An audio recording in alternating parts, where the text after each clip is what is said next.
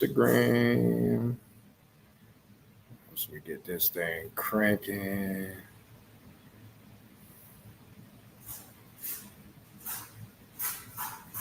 All right. Okay, looks like we're good there. Good here. All right, let me just do some quick editing and we should be ready to go. Just hang tight for a quick sec. And we're gonna be ready. Just give people a few minutes to get here.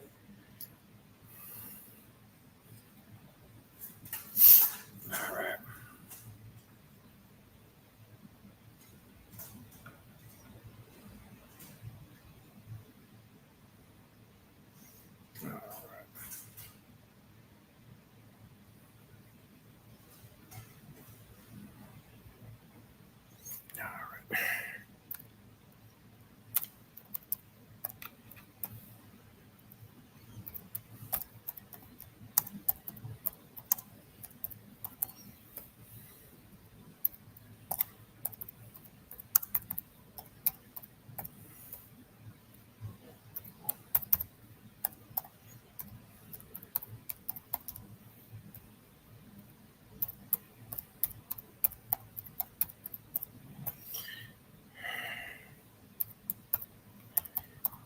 Alrighty.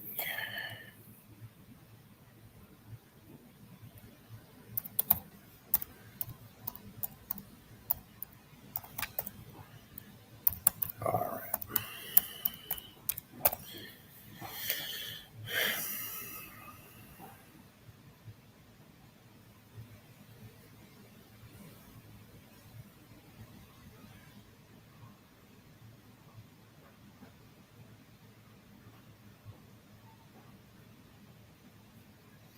All right, we are good to go.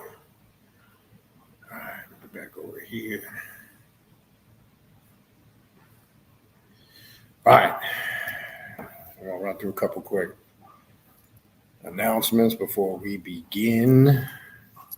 I want to get into this evening. All right, first and foremost, while we're waiting for some more people to come in, as you know, I don't really plan these lives. Sometimes I do, it's rare. Sometimes I don't. I just pop on when I can live. As you guys know, I post a lot of those short 30-minute videos, and I try to get a couple lives a month. I just put out there, obviously, we're very busy right now. It's that time of the year. We have the 7th annual. Oh, let me get the mic. I forgot the mic. Hold on.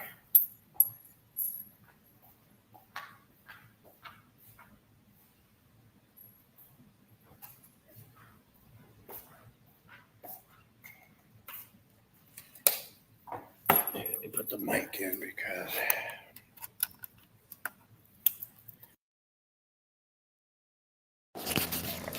put this on because moving around it doesn't pick up the sound. All right. Yeah, like I said, busy time of the year. We're approaching now 7th annual Journey of the Black Adept Conference, which will take place October 31st to November 3rd. As I said, this year we're doing something a little different. We're kicking it off Thursday night, which is Halloween night, which is a big night for us, with a graveyard ritual, followed by a coffee and donut meet and greet at Dandy Donut, a very amazing donut spot down here. It's not your usual donuts. So for those that are coming, you'll enjoy. One of them things will do you good for the whole night. Trust me. That'll be Thursday evening. Friday and Saturday, which is November 1st and 2nd, will be classes, workshops, presenters. And then on both nights, Friday and Saturday evening, we have a group ritual followed by a group dinner. And then on Sunday, noon to 4 p.m., I'll be doing a question and answer session. As you know, if you came last year, we're increasing the ritual work. There's a lot of added more rituals this year. We also have a ritual to open up the conference on Friday, a unique spot that I found that was right under my nose for years, didn't even know. So we're going to do an official opening at that site on Friday morning. So a lot of good things planned. We've been last 2-3 years trying to do different things, change it up. I think the goal is the work, the ritual work, the spiritual work. I think that's the most important thing. When we're able to get together, some of us of like mind on the same path, I think it's important we take advantage of tapping into that power individually and collectively. So last couple of years, we've been changing it up, and it's been a good thing. So if you're interested in attending, there's two ways to attend. You can come live and in person. It's going to take place right here in Fort Lauderdale, Florida, minutes from Fort Lauderdale Hollywood International Airport. There's tons of hotels close to the beach, close to shopping, close to Airbnbs. Some people who come, I know several people who have come over the years, they Uber it around. They don't even rent a car because everything is that close. Some people do because they want to see other sites. So it's a very convenient location from the airport to the venue and to everything in the surrounding area. You know, if you want to experience that whole Fort Lauderdale thing, you know, the beaches, South Florida, the whole nine. You can make a vacation of it too. Some people do. They kind of do both. You know what I'm saying? So you can attend in person or virtually. Virtually, you just don't get access to the ritual work on Friday and Saturday night. It's not like Patreon. I don't film those rituals for a couple of reasons, but you do get access to all the classes and the workshops if you attend virtually. Shoot me an email. You see the email going on the ticker at the bottom of the screen, khnum19@gmail.com, and I'll send you information on how you can register and sign up for the conference right now. All right, if you're interested in a spiritual reading or a consultation, I'll just be brief with it. As you know, I say in every video, I order various different types of readings: Klipothic demonic readings, Santa Muerte readings, Egyptian oracle readings, deity readings to see what gods, goddesses, and demons, spirits walk with you. Shadow work readings, which is a great thing to do, especially if you're looking for sense of purpose and direction in your life at the current moment. Some people sometimes, or as I've said millions of times and will keep saying, they're doing ritual work first and foremost for their wants as opposed to their needs. Shadow work reading is always good to do to kind of see what is of importance going on in your life in the current moment that you need to work on. Or maybe you just want a spiritual consultation. Any of the aforementioned, just shoot me an email, khnum19@gmail.com. Please include in the email your time zone. Very important. As you guys know, I deal with people not just in the United States. I deal with people in all the time zones in the United States, East, West Coast. I deal with people in countries all over the world. I have clients in Africa, the Middle East, Europe, France, England. So it becomes sometimes periods when I'm extra busy, it becomes very challenging sometimes to schedule. For an example, Thursday, I had a reading with a client in England. That's a 5-hour time difference. So I have to schedule something like that. I did it at 4:30 and it's 9:30 their time. So it's very important you give me your time zone and a full weekly availability. Some people, I know I say this all the time, but I have to keep reiterating it, unfortunately. Some people shoot me an email. I would like to get a reading Thursday at 2:00. I wish, again, it was that simple, but it's just not. Please at least give me 2 to 3 days minimum to schedule something with you. Now, occasionally, maybe you have an availability that's wide open. The only time I can probably get to people within 2 to 3 days is if somebody has a wide open availability, like they're completely wide open. They don't have no restrictions. But if you're restricted, it becomes a little tough. You got to at least give me a few days to book that and, be able to find something that works. All right. So shoot me an email. Be very detailed in your email. Also, if you want to sign up for classes, you see it going on the ticker on the bottom there. Go to my Patreon page, patreon.com/Baniti, BANITI, tier 3. That's the tier you want to join. Tier 3 is going to give you access to all the 3 private classes I do every month on Patreon, including a group ritual. Also, it gives you access to everything in the archive, not just from the day you join moving forward. I have a bunch of ongoing classes. I'm adding some new classes next month. If you want to see exactly what classes are ongoing right now, go to the page, patreon.com/Baniti, BANITI, and just click the collection section. You'll see if you hit the collections, you'll see all the classes that are ongoing. They're all archived and in numerical order, and they're all labeled and titled, right? So check that out. That's the way to get in on classes. Also, don't forget to check out all the social media pages, obviously here on YouTube. If you stay posted in the the section here where there's posts. You'll see anything that's ongoing here on the YouTube page. Also, you can go to Primordial Chaos 9 on Instagram, which is all one word. We're live now on Instagram. You can go to Primordial Chaos on Facebook, which is 2 words. We're live on Facebook right now. That's the best way to stay up, on anything that I'm doing, anything that's going on, classes, events. That's the way to, stay abreast.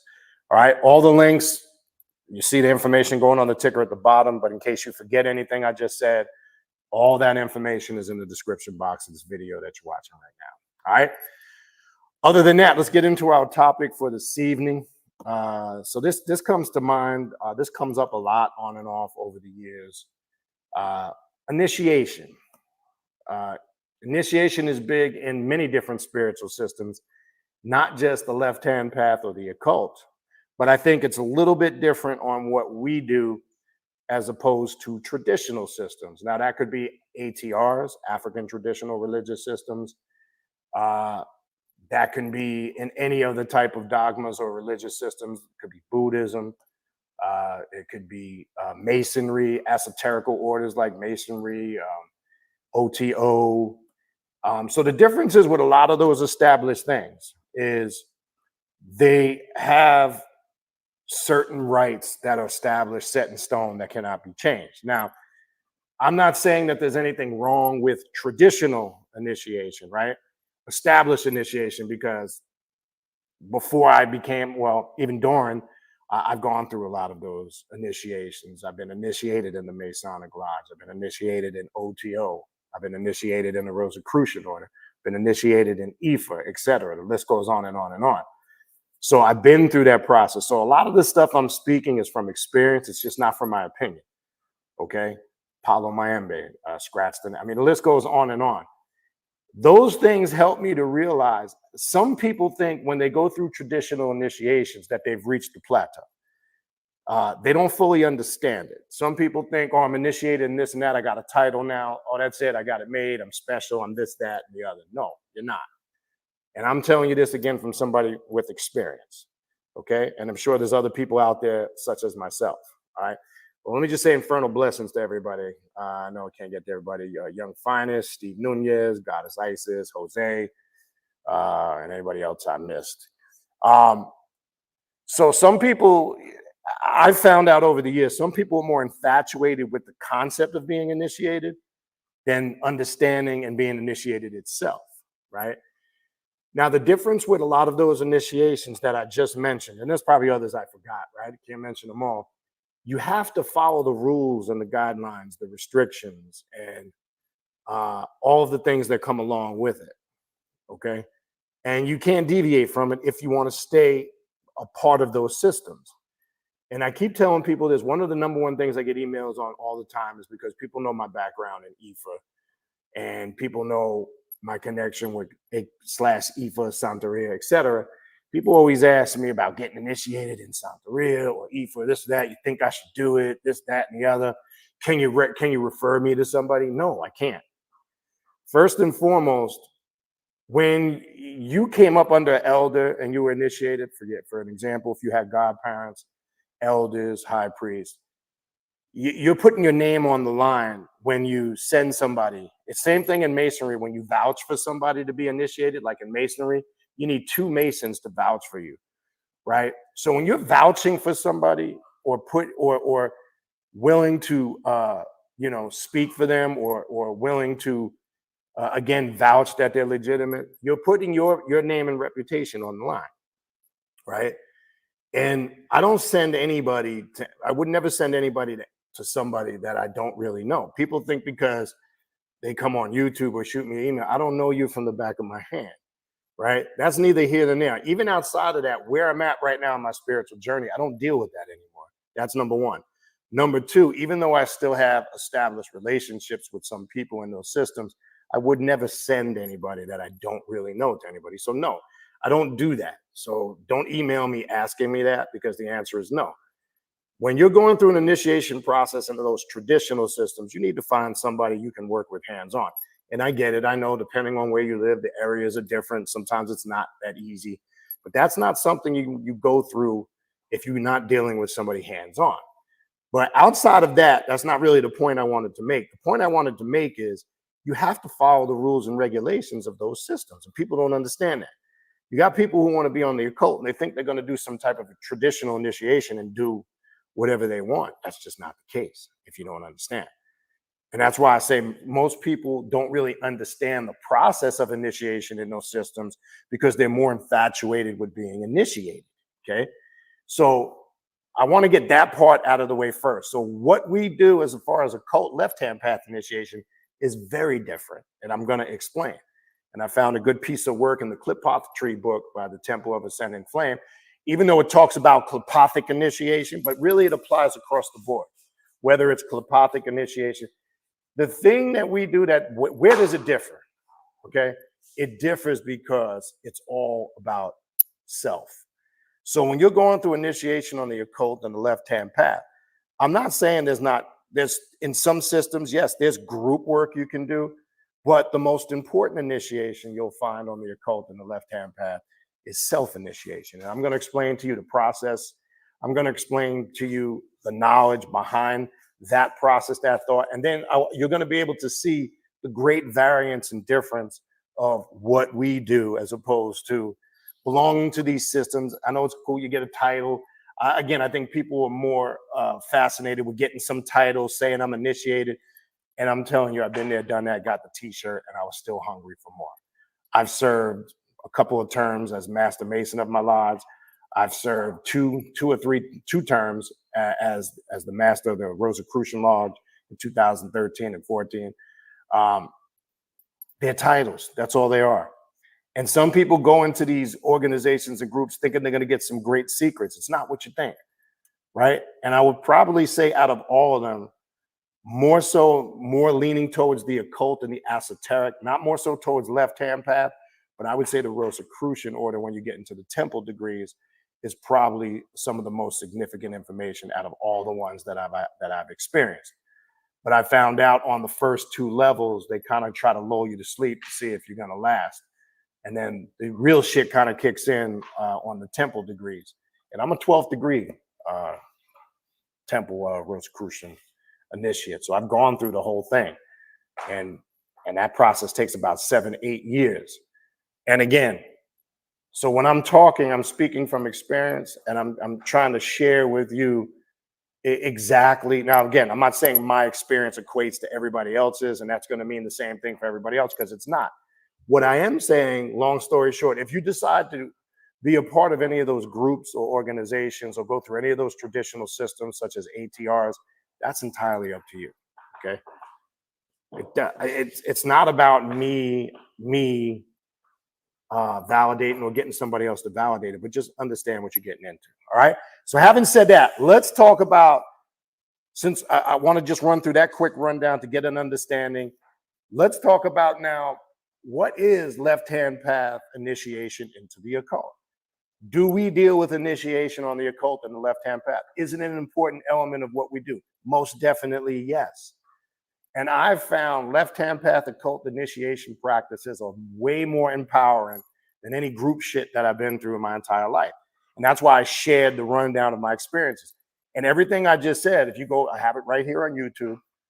There was a video I did a few years back, not because I wanted to show those things off to feed my ego, but just so nobody doubted. I put my credentials on the screen. You can see my Master Mason degree certificate being initiated. I put my OTO credentials up there, my Theosophical Society credentials. I showed things in that video to show you that the things that I'm talking about, I'm speaking from experience. I'm not speaking just from my opinion or reading books.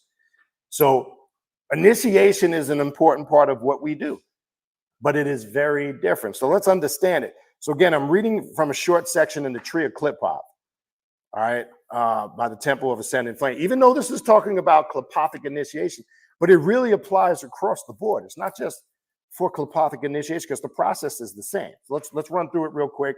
I'll get to your questions and your comments, and then we'll go from there. Clipothic initiation, where initiation in itself is a process that is often misinterpreted or misunderstood by individual practitioners. And it also raises a lot of controversy as initiatory systems are used by many magical groups to create artificial hierarchies. Now, be careful because there's a lot of occult groups. Now, I found this out. I've also was initiated into the Temple of Set.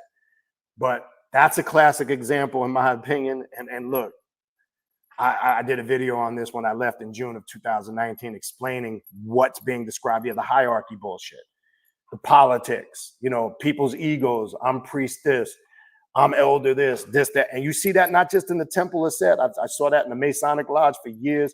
I dealt with politics there. Now, I used the Temple of Set for an example as an organization that I belonged to for several years and then involuntarily resigned because of, as you guys know, what I talked about in that video. Don't want to rehash it. When I saw the bullshit, be careful of these organizations that promote like you have your spiritual sovereignty, it's an isolated path, you do what you need to do, this, that, and the third. But then when you get in there, there's a bunch of rules, regulations, do's and don'ts. Okay. And that's kind of what happened with me with the Temple of Set. I went in there, went through my initiation, and then it got to a point I saw where they were trying to control the way you think. I found out that they were Michael Aquino worshipers.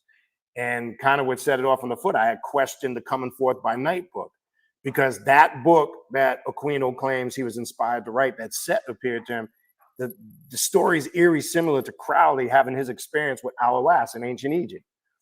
So I brought up the thing, if I wake up tomorrow and say Set spoke to me and said, start the Universal Temple of Set, or start the Universal Temple of the Black Light, does that mean now everybody that used to be a member of the Church of Satan or the Temple of Set needs to come follow me?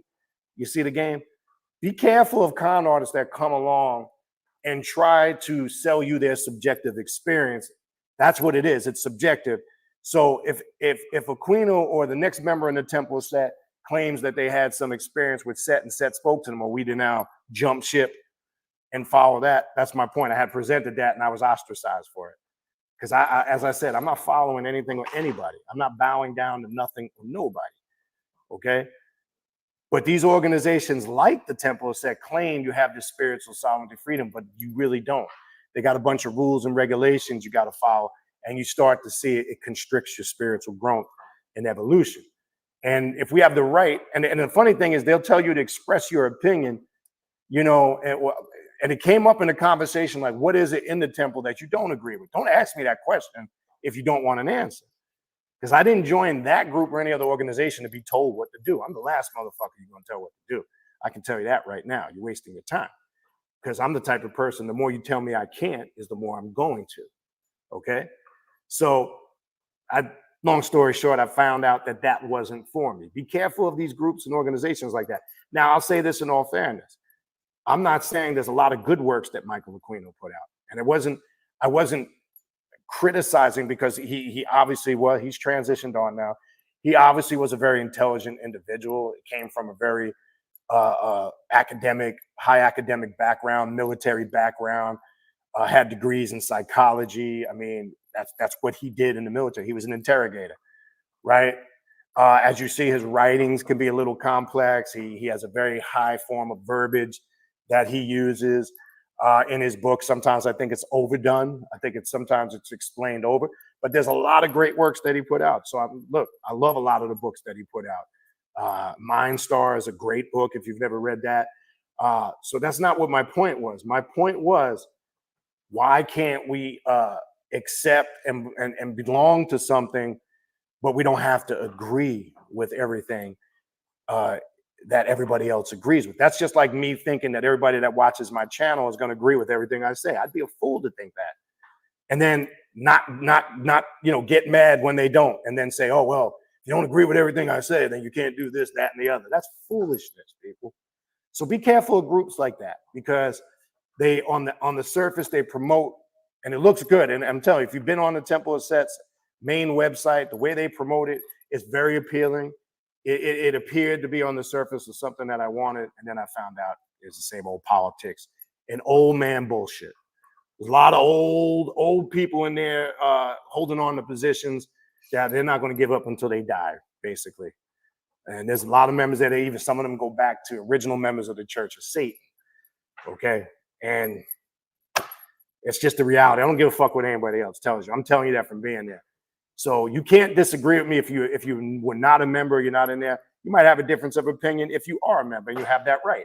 But if you've never been a member, you can't really disagree with what I'm saying. Find out for yourself. But anyway, I don't want to spend too much time on that. That's not what this video is about. So be careful of those artificial hierarchies, like it says here in the book. There are many definitions of initiation. This largely depends on esoteric school or magical system, which provides grounds for the change in the spiritual level of the initiate. And initiation is, above all, a change. This is what initiation is for. A change, a transformation, transition from one level to another. And as you see in initiatory systems, there's levels and degrees, right? It's no different in martial arts, right? If you're taking taekwondo or karate, right? You have different level belts and different stripes or degrees on each belt that you have to supersede to become a master. That's the challenge, right? That exists in what we do. If you've been in any initiatory systems on the occult and the left-hand path. But let me continue. A little different though. This change occurs in many different areas and on many different levels. In initiatory systems used by esoteric groups and magical orders, this usually includes a particular ceremony that represents the rite of passage through which the initiate obtains a higher status. So you'll see this like in the Order Templi Orientis OTO, that definitely exists in the Rosicrucian order. I went through something also in that, very similar, and in the Masonic Lodge, right? Depending on how far you've gone in the Masonic Lodge, right? So a rite of passage, even going back to ATRs, rites of passage are very important because rites of passage reprogram the subconscious mind, and it creates a sense of that transition or that transformation, right? So keep that in mind.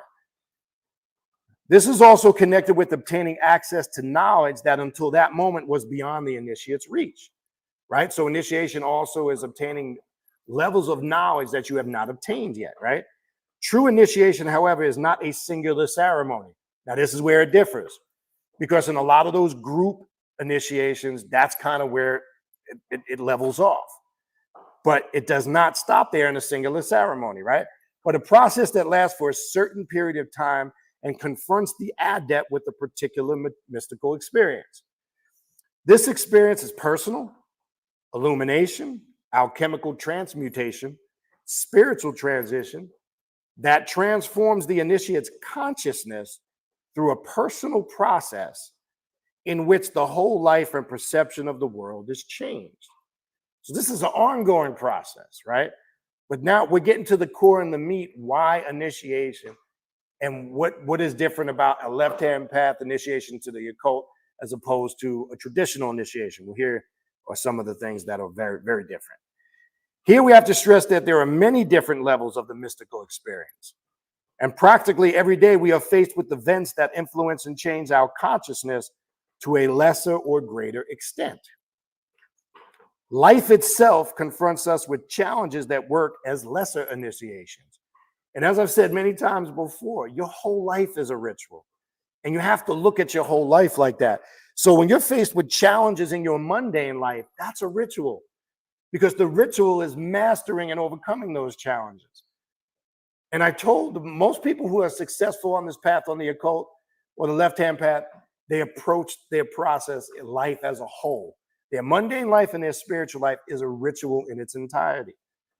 So look at when you're faced with a challenge in your everyday life. Look at that as a ritual that you need to create to overcome that obstacle. Okay? So we look at initiation as an overall life experience within the physical and the spiritual. But let's continue. Okay? But true initiation involves changes significant enough to turn the whole world upside down. I'm going to talk about that in a minute. The world around is shattered. All beliefs and values are questioned and lose their meaning. And the initiate feels like his whole life is falling apart, he or she. While he or she can only watch helplessly without being able to stop this.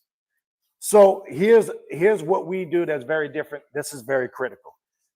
Sometimes people come on the occult in the left-hand path, and when they go through this process, of initiation. You guys hear me talk about this all the time. People underestimate the level of change that comes with this type of initiation. As it said here, sometimes their world gets turned upside down. What do I mean? Sometimes a person loses their job. They might wreck their car. Their marriage or relationship crumbles and fails because they don't realize that when they're stepping foot on this path, you're working with archetypes and energy that are going to remove everything out of your life that's creating a blockage or an obstacle for you.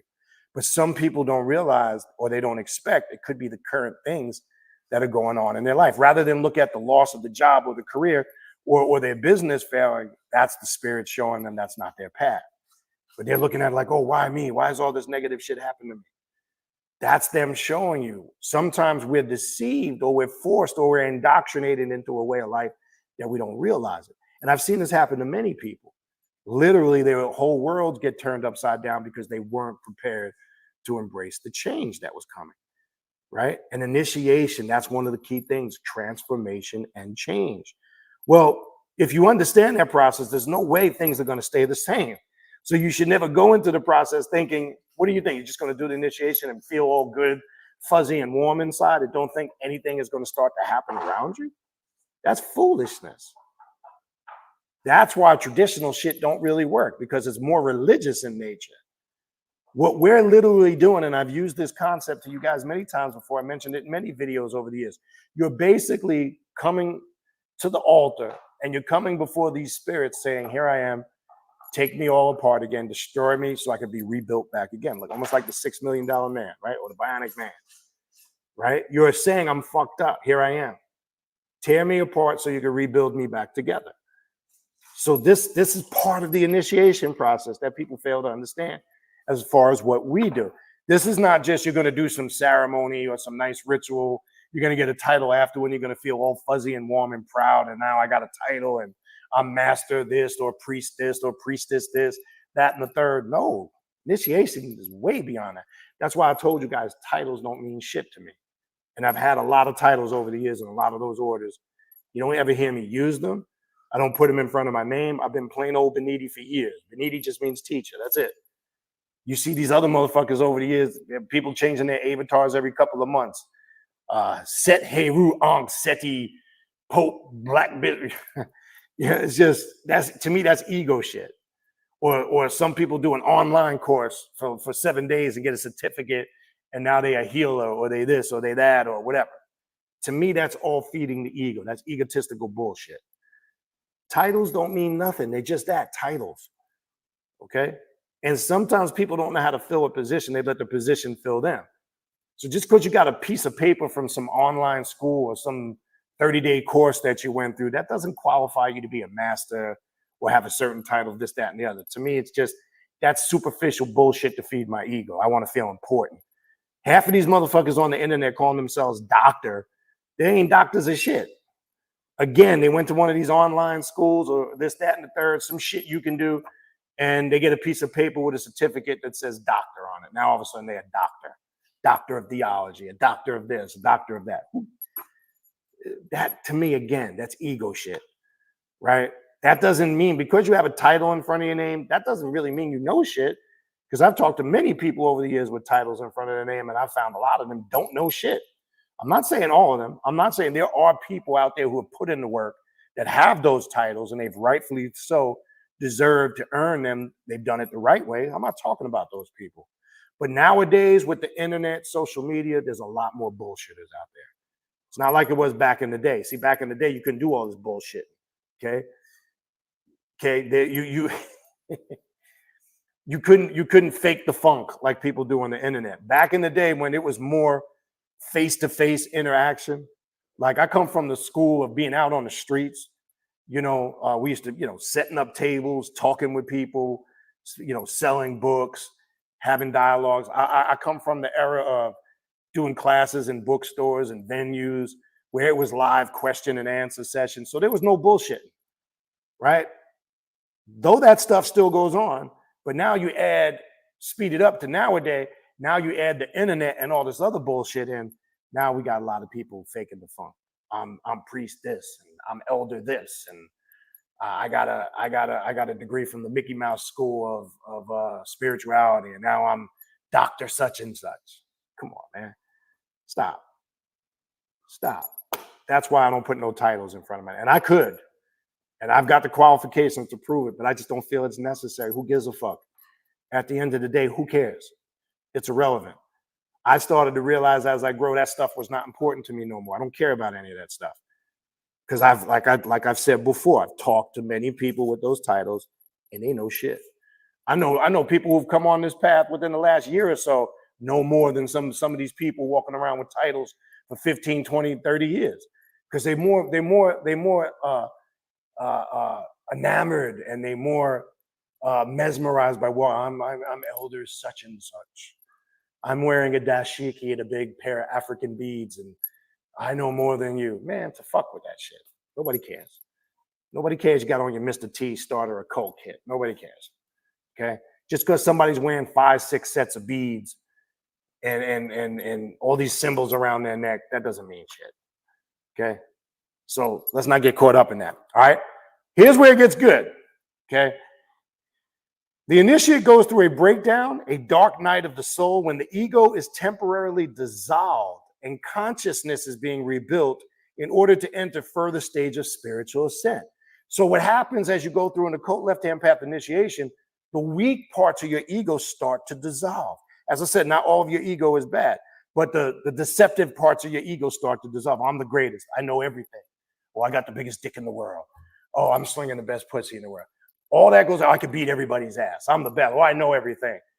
Now your ego gets hurt, because now as you go through these initiations, you start realizing I'm a fucked up individual. I got some fucked up shit I need to work on about me. You're not the vainglorious person you thought you were. Not saying you don't have good qualities about yourself. Not saying you should not embrace your strengths. We all have strengths. We all have spiritual gifts. We all have something we bring to the table. That's great. Pat yourself on the shoulder or the back or whatever, great. But that's not what we're concerned with, because those things will become stronger as you grow in this path. That's great. But what about the fucked up parts of yourself that you refuse to deal with? You might have a super ego problem. You might lack patience. You might not be able to control your rage or your anger. You might be a terrible mother or father to your children.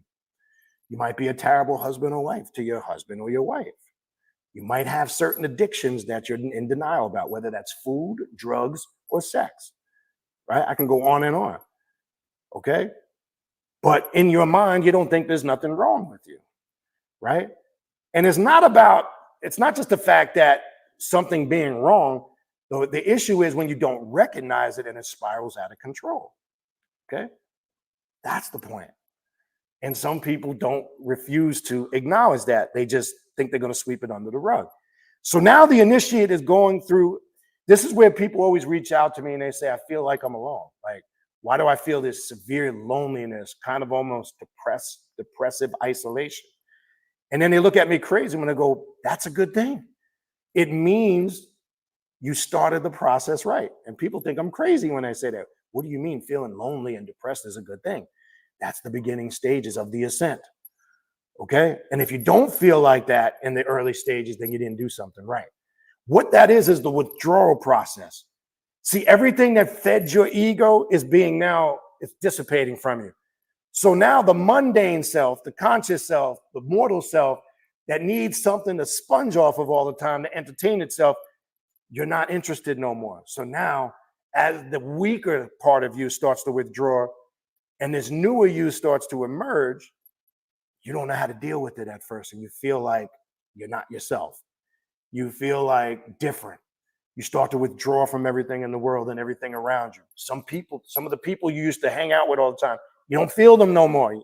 And you can't explain it. Why I used to hang out with dude for 15, 20 years. Why all of a sudden he get on my nerves now? I don't even want to be around him.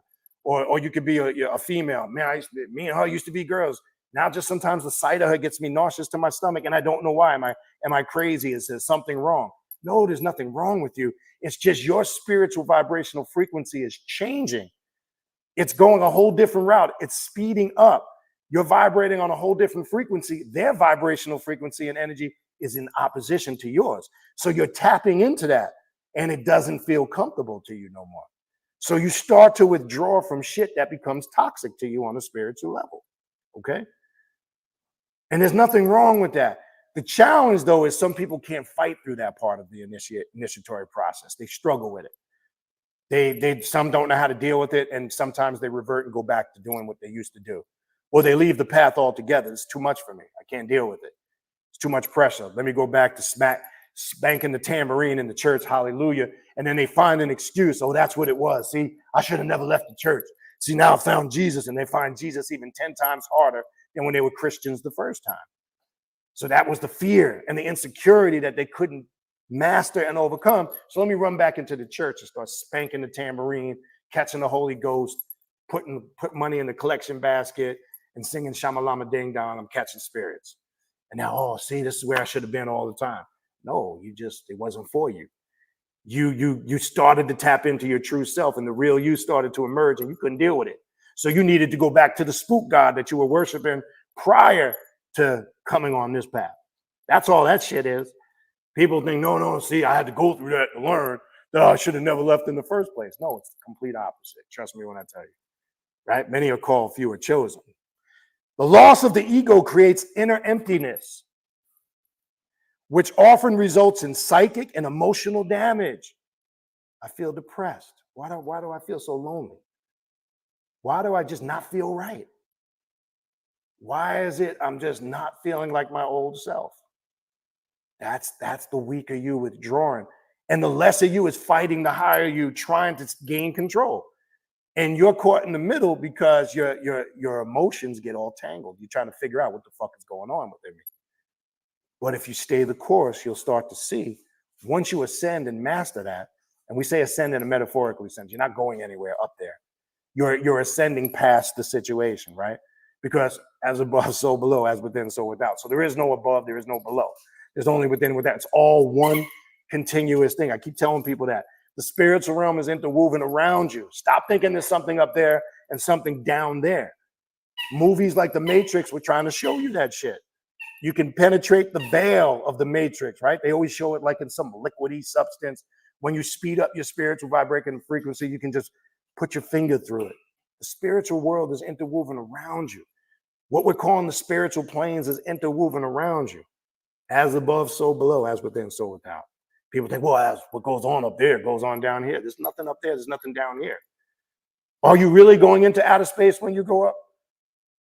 Are you really going in? If you're going into outer space, are you really going up? How can you go up to something that is contained within nothingness? Okay? Because there is no boundaries in nothingness and the void. No north, south, east, west, the list goes on and on. But we're given the illusion and fed.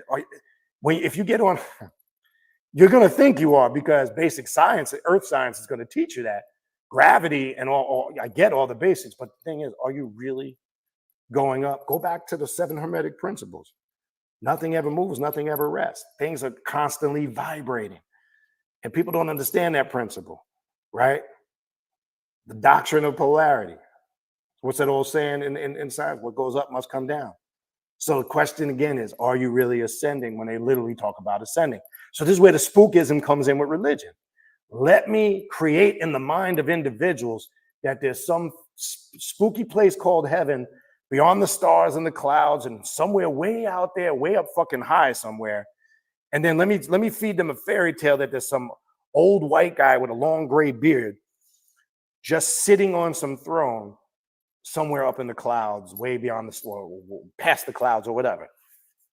You see the system of indoctrination? It's crazy. Back to this.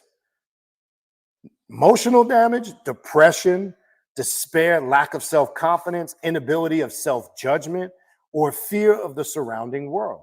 So these are the things that the initiate starts to feel as they go through the transition process of their left-hand path occult initiation. So a lot of that stuff, you go, damn, that shit sounds fucking terrible. Like, who the hell would want to voluntarily experience that?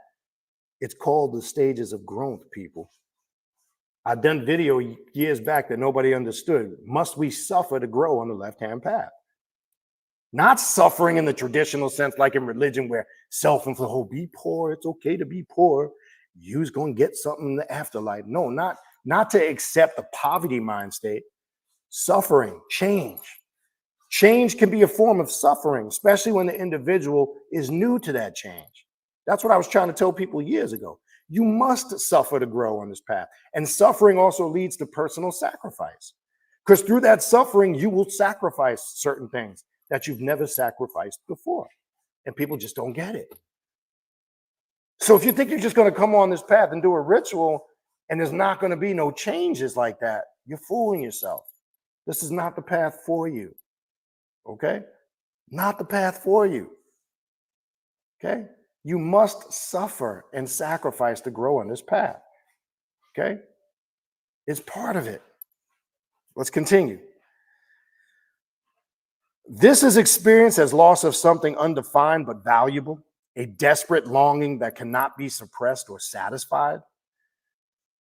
Very often, the initiate does not recognize what is going on and fails to pass the initiatory test. Like I was just saying, they either leave the path, they go back to doing what they used to do, thus being unable to progress from the darkness of depression to the light of illumination. That's Lucifer.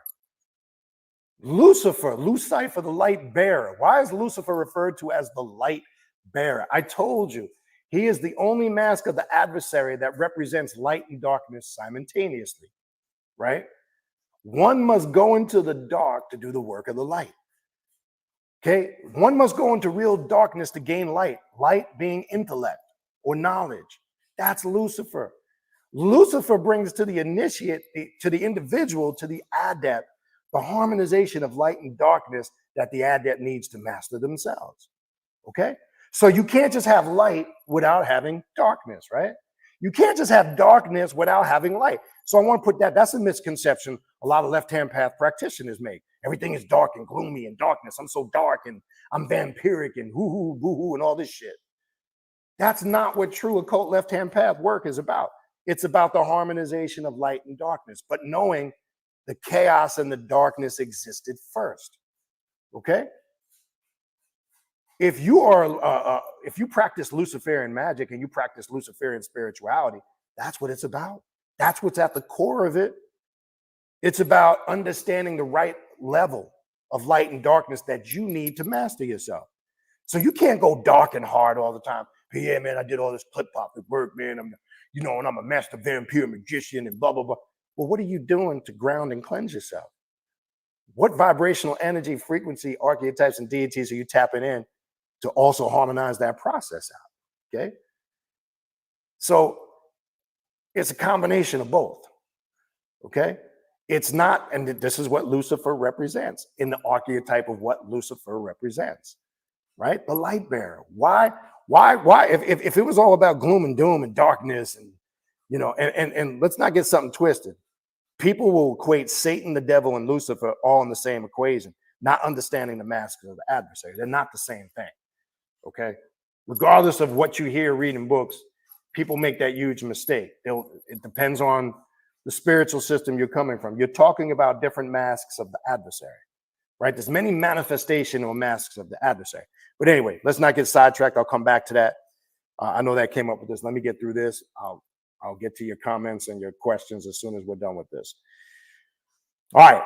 So we see they fail to see that light of illumination. This failure may end in further mental disorders. Sometimes, I'll be honest with you, as it says here, it could lead to suicide, right? If it gets that bad. And this is why, look, I'm not the type of individual that promotes scare tactics, but there are some cautions you need to be aware of on this path. Know what you're opening yourself up to psychically and spiritually and mentally, and how it can affect you emotionally, right? Some people sometimes don't really take that maybe serious enough or don't take it to the point where they prepare themselves, because it can happen, okay? And it's just something you need to be aware of, all right? As the person does not see the light in the surrounding blackness and despair, this condition is not necessarily triggered by magical practice. Radical changes in consciousness may be caused by many different factors and affect everyone, okay? Nevertheless, the very essence of all magical practice is to initiate certain changes in the adept's consciousness. So what really is self-initiation or left-hand path initiation into the occult? You are adjusting changes. You're making serious changes in your consciousness. So the way you perceive things, you're not going to perceive them that way anymore. Things you might have been doing for years the same way just don't make sense no more. This is why you always hear me say, I run into people who are part of spiritual system. Well, I've been doing this for 30 years. That doesn't mean it's right. I don't give a fuck if you've been doing it for 50 years. That doesn't mean it's right. That's sometimes people's explanation for why they still do the same shit. Okay? And sometimes people hold on to things doing shit the same old way because it's a security blanket. What they're really doing is masking and hiding behind certain fears and insecurities that they're not facing. Okay? So look at when you go through your left-hand path occult initiation, in whatever form you are doing it, you are going through serious adjustment in your consciousness. That would explain all the things mentioned above up top. When you first start going through this process, the separation feeling, the loneliness, the depression, not being attached to things, etc. This is why. Because you are altering your vibrational frequency. You are changing your spiritual vibration. It's not the same. So anything that's not in line with that vibrational change is going to feel adverse to it. And it's going to make you feel a certain way, whether that's person, places, or things. Right? It's not just restricted to people. It could be certain things you used to do, certain habits, personality characteristics, certain things you did on a regular basis, right? It could be certain places you used to go that used to, maybe all of a sudden you just don't like those places no more. And you don't like the people that are affiliated with those places no more. This happens. I've had people reach out to me and go, man, I used to hang out with a group of friends for years. Now all of a sudden I can't no more. What's going on? Is there something wrong with me? No, there's nothing wrong with you. You're changing. They're not. That's it. It's that simple. I wish there was a deeper answer to it, right? I wish there was some real, some hardcore, heavy spiritual mumble jumble. No, you're changing. They're not. Because they're doing the same old shit and you're not feeling that same old shit no more because you feel your spirit and your soul is radically changing. So you're going a whole different direction. There's nothing wrong with you. There's more so something wrong with them because they're not changing and you are. That's it.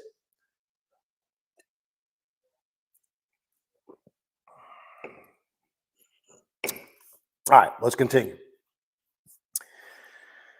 All right, where we leave off. All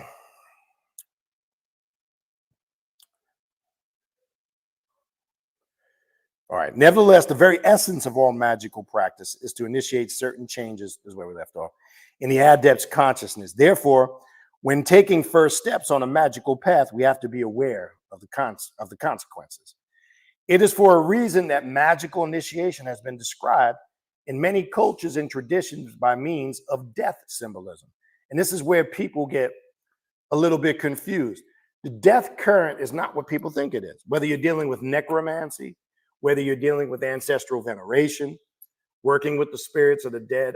As I've said many times before, those who are connected to the death current have a great appreciation for life.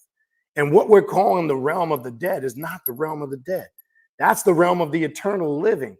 So people that label it that, you got it backwards. This is the realm of the dead. You're living every day here to what? Die. I keep telling people that as soon as you emerge from the womb of your mother, you started the process to die. From where you came is where you shall return. So you were birthed into this world to get old, decrepit, and die. So now you have to question your purpose, your sense of purpose. Why are you here? That's a whole nother class in itself. I'm not going to open that box right now. There's many explanations to that, but I'm just simply trying to prove a point. This is not living. If you think this is living, you are a fool. Because as you get old, the body starts to deteriorate, illness and sickness sets in, and eventually death. All to go back to from where you originally came. Okay? And what we're calling the realm of the dead or the spirit world or whatever you want to use it in whatever system, okay? You're confused. That's the realm of the eternal living, of immortality. Go back to ancient Egyptian scientists, for example. They called it the realm of eternal life, right? They believed that was a higher state of evolving as opposed to being here physically. Many cultures did. I'm just using that as a quick example, right? So this is not living, people. Okay? So we got it twisted. What we think is living and dying, we got it reversed, and that's done intentionally. So those you'll find who are connected to the death current have a great appreciation for life. They value every moment that they have on this earth. It's not the opposite. People think, oh, they work with necromancy. They're into all this death stuff. Well, not anybody that's truly locked into necromancy, spiritual work, you'll find, because they understand that side, quote unquote, using a simplistic term, of the spirit world and this side. So now they have a greater understanding of what happens to them when they make that death transition. So they don't fear death anymore. And then they appreciate and they understand their time for being here. So they cherish every moment of life, not living it recklessly and abandonedly, but enjoying life and living a harmonized life between their spiritual life and their physical life. These are people who are really grounded and rooted in true necromancy work. I know you're going to see other shit out there. Well, I ran into somebody and they into all this dark, gloomy doing. Oh, well, that's them. I'm not saying that stuff don't exist. What I am saying is that's not the perspective that I'm coming from. If you truly work necromancy, then you have a different zest and zeal for life. Okay, it's the complete opposite. So we have to be careful we don't get influenced by all of these stereotypes that have been put out there about a lot of this work, right? Let's continue.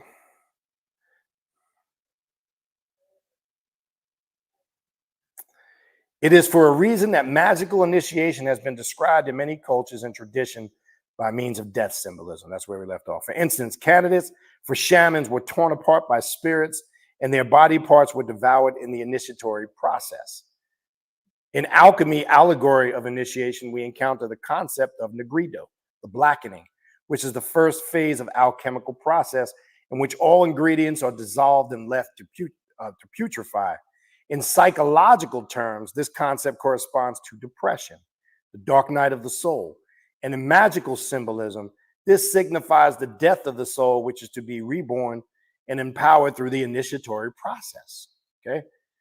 What is more, when entering the death stage, the alchemical salve, which means dissolution, we have no certainty how it will all end.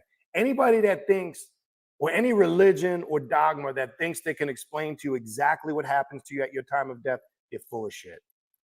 It's all fairy tales and mythology. I don't care if it's Christianity. I don't care if it's Islam, Judaism, Buddhism, ancient Egypt. Nobody can explain exactly what happens to you at that time of that moment. Why? Because it's different for everybody. Okay. And I'm not going to get into that here because some of us have had our own personal experiences and it's subjective. So you can't convince collectively people of a subjective experience. So I won't even waste my time in going there.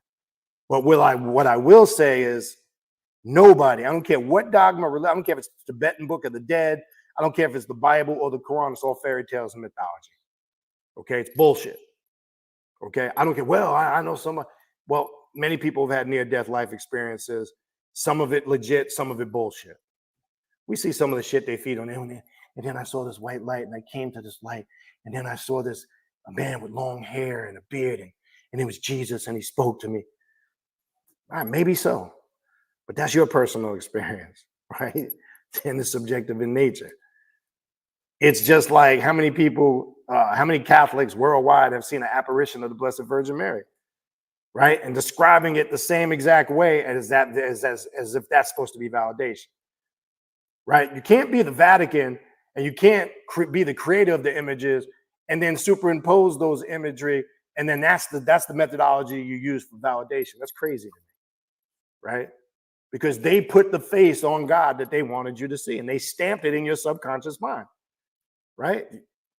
And we never questioned it. Michelangelo basically is a lot of Christians' gods because they accept that image of that Greek Roman image of a hippie Jesus with long hair, the mustache and the beard. Michelangelo is your God because the artist that painted the picture, technically that's your God because they were the creator of this so-called image. I got even one better for you. I've mentioned this guy to you guys a couple of times before over the years and in the past. I told you a couple of years back, there was a priest I was very close with. He was a missionary. He traveled to Africa. He worked with Native American tribes. So he was a little more open-minded. You could have dialogue with him. I even attended some of his classes because he did good classes. So we talked and I asked him one time, I said, where do they, in all these churches you go, you look at the stained glass windows, where do they get the pictures of Jesus and Mary and Joseph and the apostles and the prophets. And you know what the man told me? The reality is, real simple answer. You think it's going to be something deep. He said the architects that build the church put faces of their family members, friends, and people they knew. That's who you're seeing on the walls. It's all mythology, people. Okay? So when you go to these churches around the world, especially Catholic churches that have these stained glass windows and imageries, when you're looking at the stations of the crosses and you're seeing the different faces to Jesus and the other biblical characters, know that's the people who drew those pictures. That's people they knew, that they put those faces there.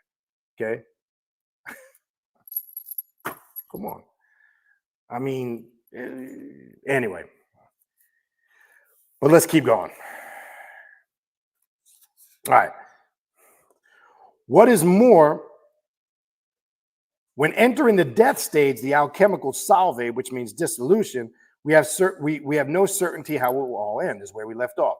Or if we succeed through the black phase and enter the stage of coagula or coagulation, binding, in which emptiness will be filled by power and self-confidence. Initiation is a test. And whether we pass it successfully or not depends only on our inner strength, determination, and self-awareness. Notice everything is about self. Inner strength, self-determination, and awareness. You're not relying on any external force outside of yourself. There is no spook God that can help you. Trust me when I tell you. There is nothing coming back for you. You've been fed that bullshit lie for thousands of years. Your mother and your father and mother believed it. Your grandparents believed it. Your great-great-grandparents believe it. They'll all be long dead and gone. Some of them are. And then that bullshit will be passed on to your children's children if you don't stop the lies. Okay? That's the $1 million lie, to keep you, there's something coming. If I could keep you thinking that there's something coming and always create that in the back of your mind when I know there's nothing coming and you're always in the mode that something will eventually come, I can now control your emotions. I can use fear tactics. And Christianity, for example, is based on fear. If you don't do what you're told, you're going to this place that they can't even prove exists called hell, and you're going to burn in the eternal lake of fire. That sounds real creepy, don't it? But if you're good, man, you're going to be up in the clouds, floating around with little fat kids in diapers, and you're going to have such a lovely life. I always ask people, what are you going to do when you get to heaven? It must be pretty fucking boring, because so what do we do then? There's nothing in the Bible or in the Quran that describes paradise that you can't get here on earth. Further proving men wrote that bullshit. It talks about, in Revelations, gold, streets of gold, golden gates. In the Quran, it talks about robes of green silk, pure virgins, milk and honey in the Bible. Show me something that the Bible or the Quran describes that's heavenly that you can't get here on earth. That's the telltale lie. It's confirmation mortals wrote those books. There's nothing you can find in the Bible or the Quran that is not of a terrestrial or earthly origin. So what does that tell you? I can get green silk robes here. Oh, well, maybe not virgins. That's become, let me stop. Virgins you can get here. Milk and honey I can get here. Gold I can get here. Show me one fucking thing. You can't. So when you stay in that ignorant way of thinking, okay, that keeps you locked in the mind of foolishness. All right, let's continue. So strength, determination, and self-awareness. A person unprepared for such an ordeal has little chances of success, as this confrontation usually involves all that is feared, rejected, and seen as repulsive or forbidden. So you're going to be challenged, right? Everything you thought was truth, or everything you thought was real is going to be questioned and challenged, okay? That sometimes is hard for people to deal with because, again, let's go back to what I was saying earlier. There's some people who have been doing something the same way for so many years, and in their mind, they think that that makes it right, okay? And it doesn't, okay? It just could mean you've been doing something for that many years completely wrong. And some people's egos get offended when their beliefs get questioned or challenged. And all they can do is respond with ignorance, faith, and belief. No facts, can't substantiate anything, got tunnel vision, and all they want to do is operate on blind faith only. That doesn't work, not in the real world, okay? And even for religious folk, their own Bible says, Faith without works is dead. So you can't just say all you got to do is have faith. Your Bible says otherwise. Faith without works is dead. Okay? You got to have some facts to substantiate that bullshit. Okay? So if you just want to believe in fairy tales and mythology, you might as well believe in Snow White and the Seven Dwarfs and Santa Claus and Puff the Magic Dragon and Harry Potter and all that other shit. Is that real? Look, let me show you how they easily did that shit. The shit they did with religion. Look what Walt Disney did. Look at Walt Disney. We've brought this up before. Yes, he wasn't the most outstanding person. I understand there's some shady shit that surrounded his life, but look at the legacy that man left. To this day, Disney World, Disneyland, and the Disney characters have almost become to the point where some people are so into that shit, it's like it's almost real. It's become ingrained in the fabric of our culture and society. You have people who are Walt Disney or Disney World, Disneyland fanatics. Look how he took fictitious characters, and to this day, I don't know the exact year when that came out. It goes back quite a bit, 50s, 40s, 50s, 60s, not sure. But look what it's evolved into, right? Look how they were able, or he was able, I shouldn't say they, he was able to create fictitious characters, right? And this all comes from his imagination and his mind. And it's almost like it's become a cultural religion in our society. It's the same shit they did with the Bible and the characters in the Bible. Because as I said before, those are all stories from cultures that predated. You can go from the story of creation to the flood story to the crucifixion. You can find those stories that predate the Bible. They did the same shit. That's what I'm trying to tell you. But anyway, let's not get sidetracked. That's not what we're talking about tonight. Let me get through a little more of this, and then we'll go through some questions. I can't get through all of this. I wish I could, but it's a lot. But this, we definitely need to try to get through all this. Again, that ain't going to happen tonight. All right. Let me do a little bit more.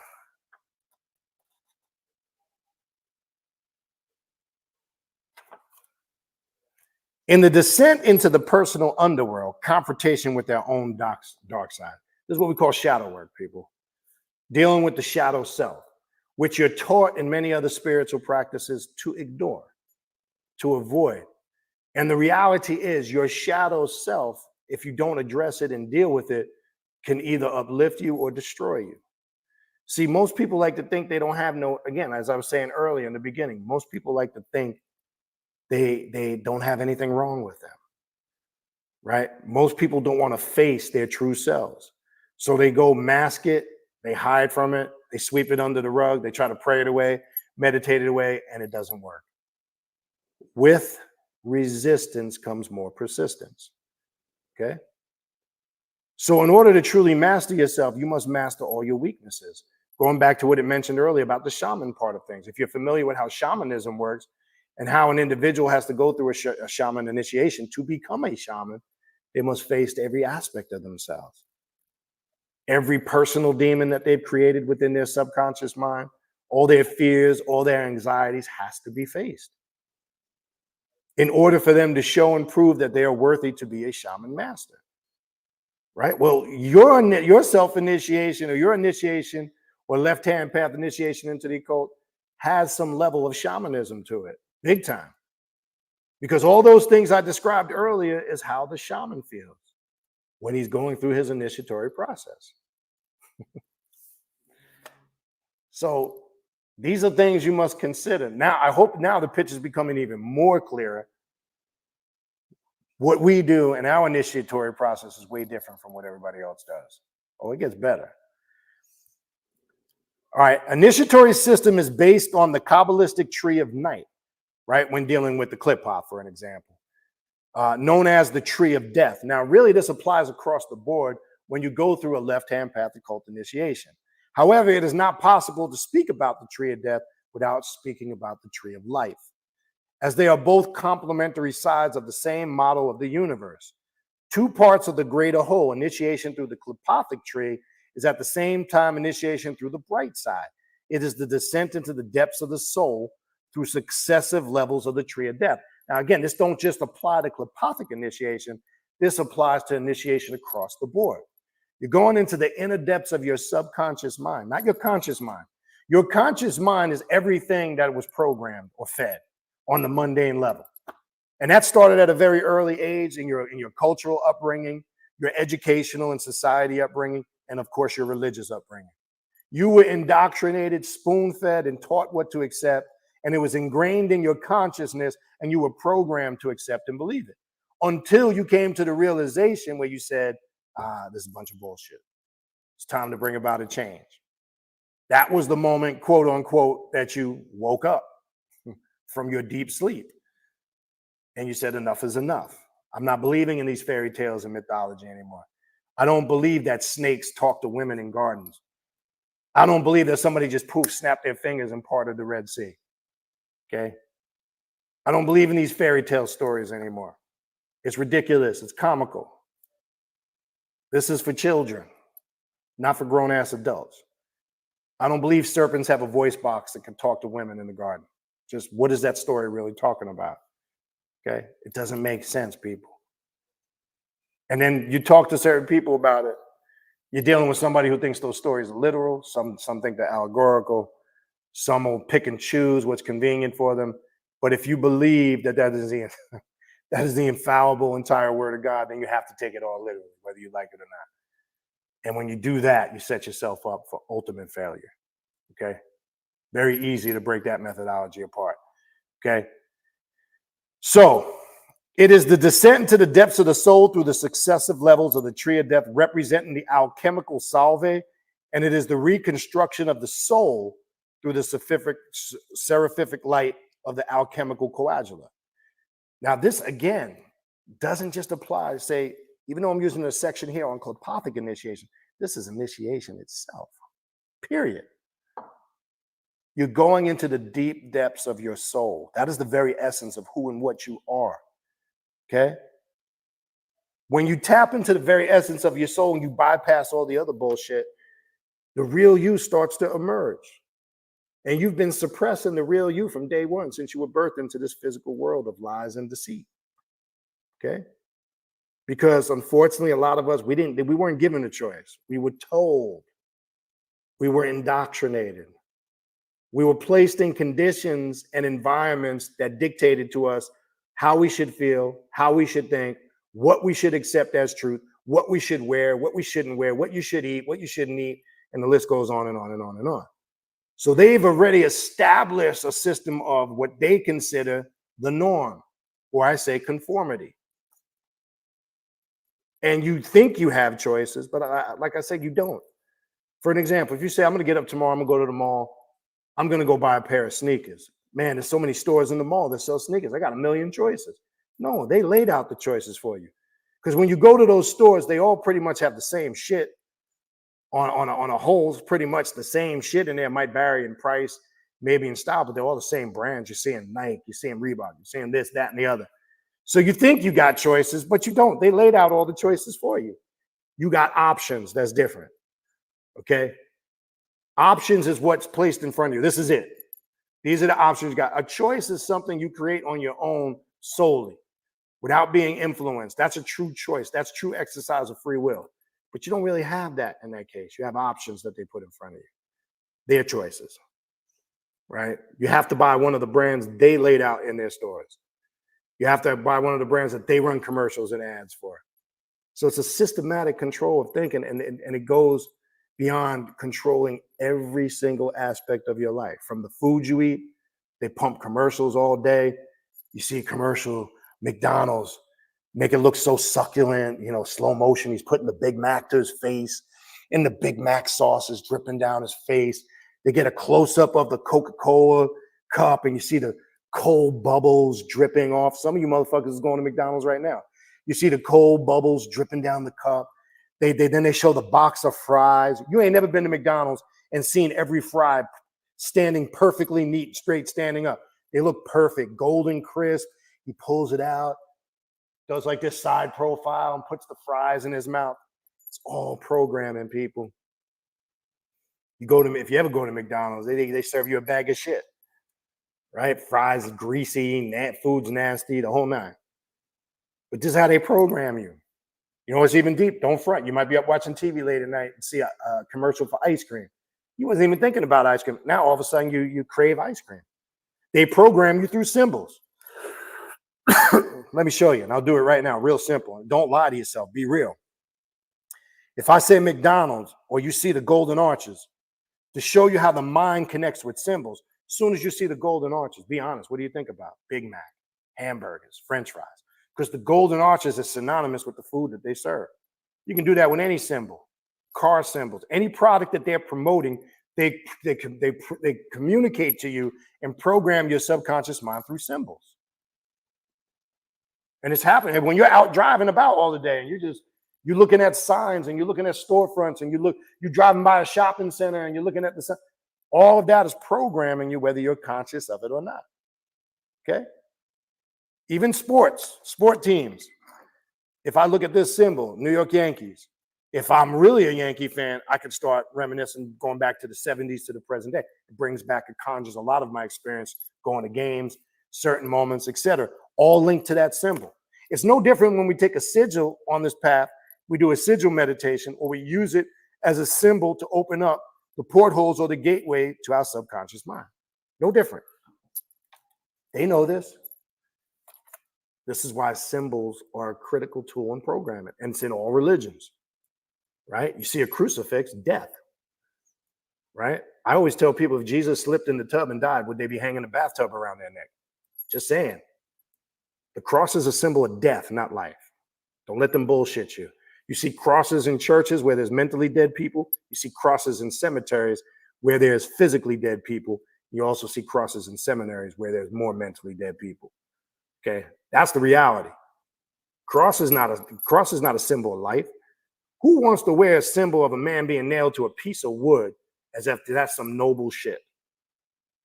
I'm trying to show you how symbols program. And that's why it's no different when you get like tattoos, right? I always tell people, if you're putting tattoos, I mean, I got nothing compared to what people have today. People walking around like they're full artwork. Don't tattoo your body with symbols that carry energy, and you don't even know what that energy means. I remember going a few years back, everybody was putting these Chinese symbols on there and didn't even know what the fuck it meant because it was an end thing and people were doing it. I used to ask people, you know what that means?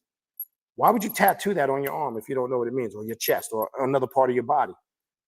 So when if you're getting a tattoo, be very clear on what that tattoo means and what it represents, because you are stamping yourself with that symbol. Okay? And those symbols carry consciousness. They carry energy. They vibrate a certain frequency, just like sigils do when we work on this path. Okay? So that's very important. So keep that in mind. And I see people put all types of shit on their body, mark themselves up, and they don't even know what the fuck it is. It's crazy. All right. I'm going to skip down because I'm not going to go to some of the parts that goes through some of the tree. That's not what this is about. I want to focus on initiation. So I'm going to go down to ordeals of the astral realm. Bring confrontation with the unconscious thoughts, feelings, and dreams in the solar sphere that the initiate unites through the personal daemon and learns the true meaning of godhood. So when you start tapping into the astral realms in your ritual work, because true self-initiation or true initiation into the left-hand path of the occult is when you have an experience that goes outside of person, place, or thing. See, all right-hand path philosophies and religion deal with three-dimensional beings and three-dimensional things, because it's all man worship. It's person, place, and thing. 1, 2, 3s, ABCs, God, devil, angels. Everything's taught in threes, three-dimensional. Okay? Until you're able to vibrate outside of that, you really have not experienced anything. Because all of that lesser thinking, being a low vibrational frequency being who's confounded to three-dimensional understanding of just person, place, or thing, you'll never truly understand what this path is about. Okay, and that's why you have the believer, right? To just believe and have belief in something is to have faith in something that you can't substantiate with any facts at all. Now, I'm not talking about, yes, there's a lot of things we deal with this path that are subjective in nature. That's your spiritual experience. So yes, that you can't expect everybody to accept. We understand it as practitioners on this path, but we can also get down to the just basic facts of shit and just look, that shit you talking is not substantiated by, let alone facts, not even substantiated by basic common sense. See, sometimes it's just all you got to do is reason certain things out. It's that simple. Sometimes things just don't add up. And if you can't make it make sense, then it doesn't make sense. Okay? So this is not about accepting fairy tales and beliefs. This is not about accepting somebody else's dogma. This is about you raising yourself up to your own experience, the self-realization of what true truth is to you. Okay? Because truth is personal to a degree. We're not talking about basic truth, like 1 + 1 is 2. Now that can be debated, but that's a whole other story. We're not talking about that type of, when we talk things of a spiritual nature, right? That's a whole nother different level. That becomes personal, right? Because people have their own beliefs on how they perceive things as to what truth is, based on their spirituality and the perception of that spirituality. So for an example, a Christian's going to have their own perception of what truth is. A Muslim is, a Jew will be, even though they basically worship the same God, but they all have disagreements. A Buddhist is going to have their own perception of what universal truth is to them, right? The list goes on and on. But truth is based on perception and the experience of the individual and how they're perceiving things. So of course, an individual who might be dealing with more metaphysical science, the esoterical aspects of things, or the occult, is going to have a whole different level of understanding than, say, a Christian who just believes in God, devil, man, holy book, follow rules and laws. If you're good, you go to heaven. If you're bad, you go to hell. That's kindergarten shit. That person is not going to be able to have a dialogue or a conversation with somebody who deals with metaphysics or Gnosticism or esoterical principles, because it's going to be beyond their comprehension, because they're stuck in man-made person, place, and thing bullshit. Okay? It's about perception, to perceive, right? All right. This brings understanding of human limitations and possibilities of spiritual ascent. The eye of Lucifer opens in the consciousness of the adept, and all illusions of the world are shattered, right? You see this all-seeing eye in many different cultures and concepts.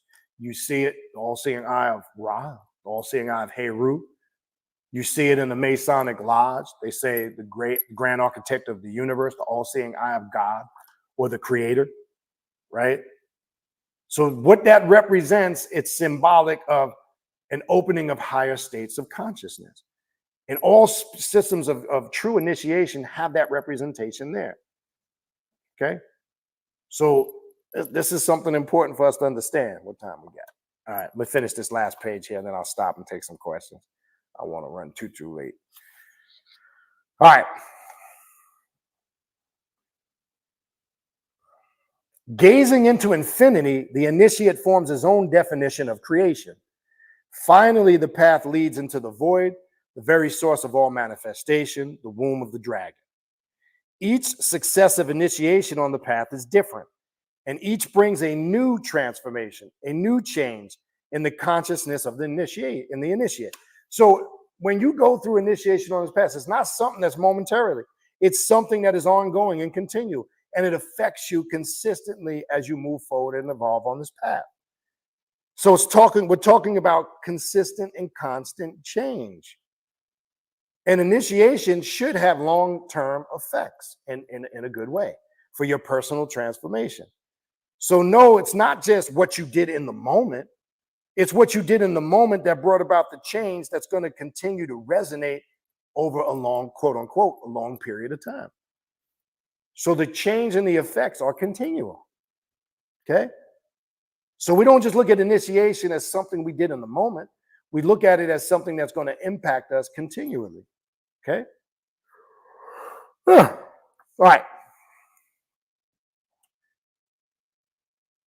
Step by step, we become completely different persons as if we were born anew, right? You see this in lesser sisters. They call you must be born again, right? You see this in religion, in Christianity. You must be baptized and be born again. That's a form of initiation. No different.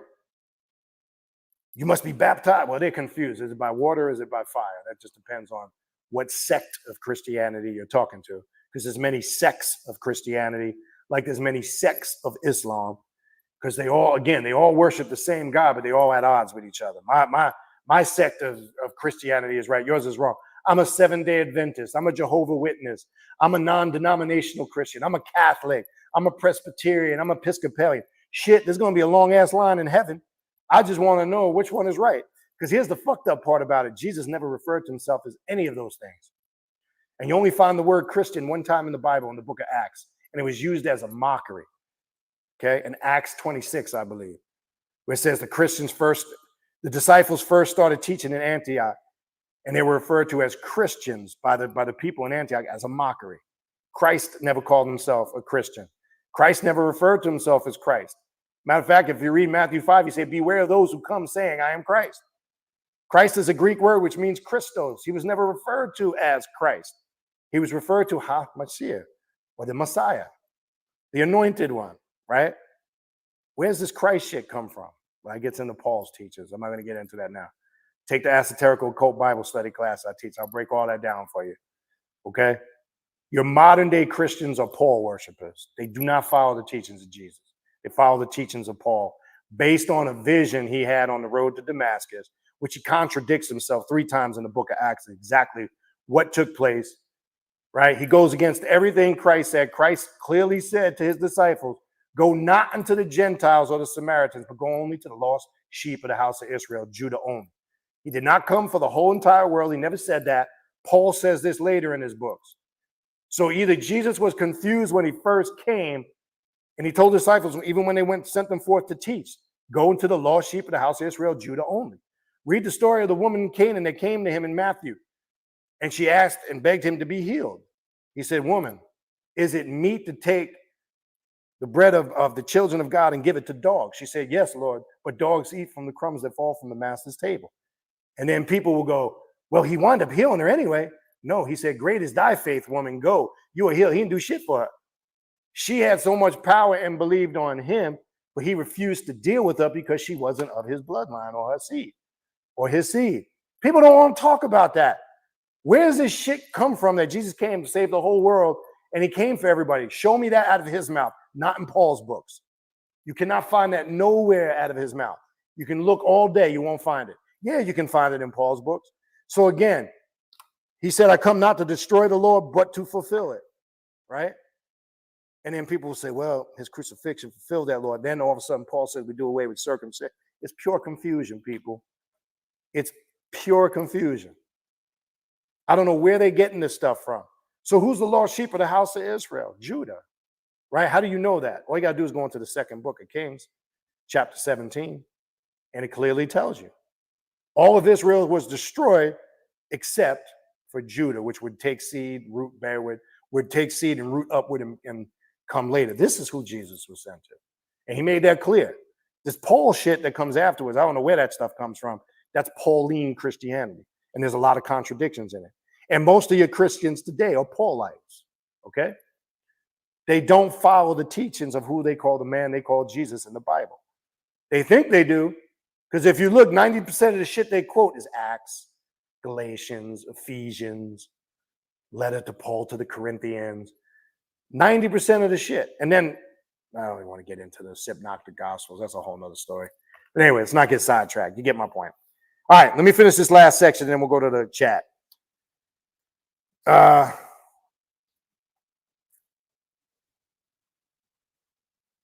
So as if we were born anew. So it's an initiation. Also, each initiatory ordeal confronts us with new challenges. If you don't like to be challenged, this is not the path for you. You will be challenged. You will be challenged on everything you thought was the truth. You will be challenged where it'll pull things out of you you never knew you had the strength to deal with. You will be faced with things you've never been faced before in your life, all so you can master yourself. That's the point of it. Because the stuff you're being challenged with is the shit you fear, is the shit you swept under the rug, or it's weaknesses about yourself that you refuse to deal with. But when you go through the initiatory process on this path, boy, it's going to bring that shit right to the surface. Boom, here I am right in front of your face. You better deal with this shit. Okay, we don't run from problems. We solve problems. That's the difference. We don't make excuses for our weaknesses and failures. We take accountability for them and we work on fixing them. Okay? That's the difference. So when I say we're gods and goddesses, I don't mean that spook old man God that sits in the sky. Oh, he said he's God. If you're basing that on your concept of what God is, no, that's not what we mean when we say we're a god or a goddess on this path. We're simply using that as a term that we take accountability for our actions. We take responsibility for our actions, right? We take credit for our successes and our failures. We don't attribute it to no spook force outside of ourselves. If we succeed, we acknowledge that. If we fail, we acknowledge that. And the beauty about it is, when you're on this path, there's nobody to blame but yourself if you fail. Okay? And even people who are religious and they think in their mind they have such a strong belief in a being called God or Jesus, they don't really realize it's them doing it.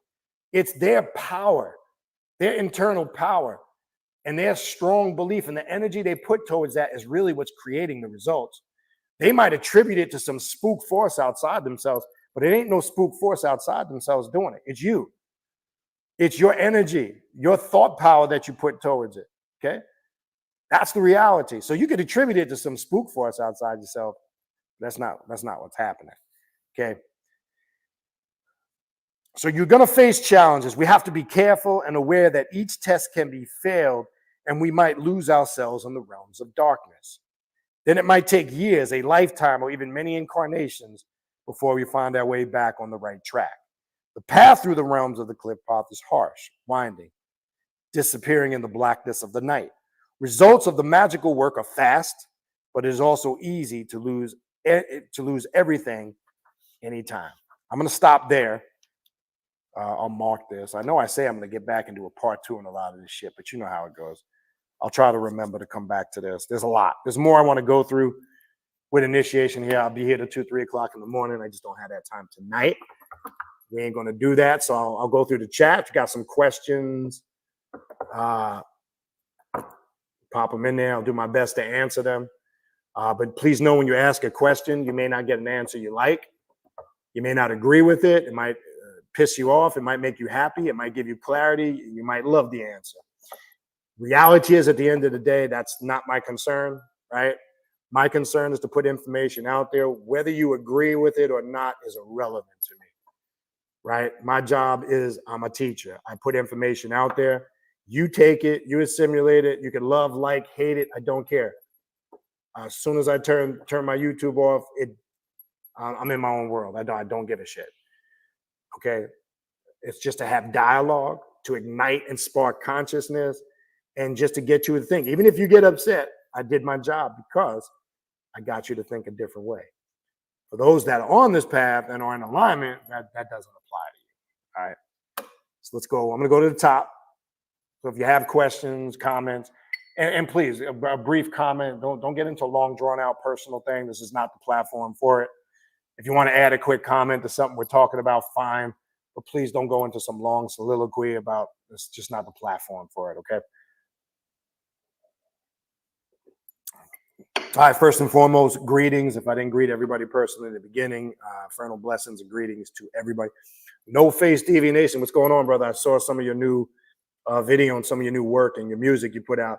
Matter of fact, shoot me an email. I want to get you and brother James Venezuela, Vega Monster, to come on the next Hip Hop Occult show. So shoot me an email. I know it's been a minute, but I've been following. I see you put some new stuff up. So definitely like to get you to come back on.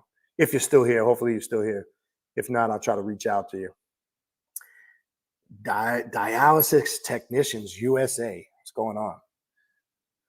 All right. Food Abroad. All right. So Food Abroad's got a question. Can we create our own left-hand path and select our own deity to help us work through it? Most definitely. You can do that in any shape, form, or fashion, whether that's creating servitors, whether you gravitate towards certain gods or goddesses on this path, right? See, this is about self-creating, right?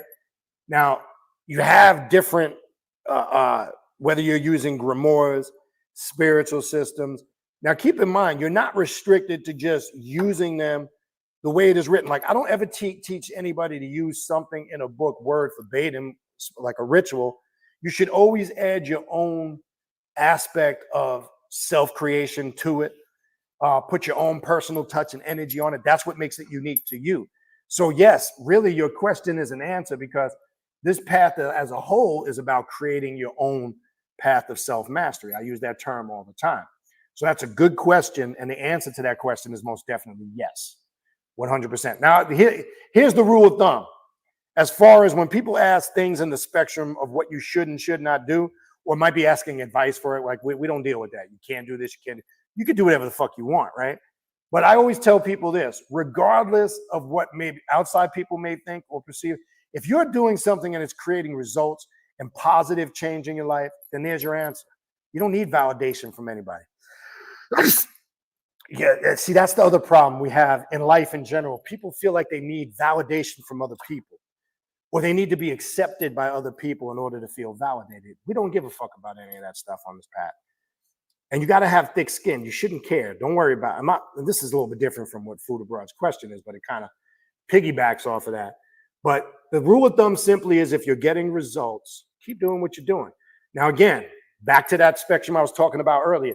If you're somebody that's been doing something the same way for years and nothing's changing in your life, you better reevaluate that shit. It's time for change. It's not working.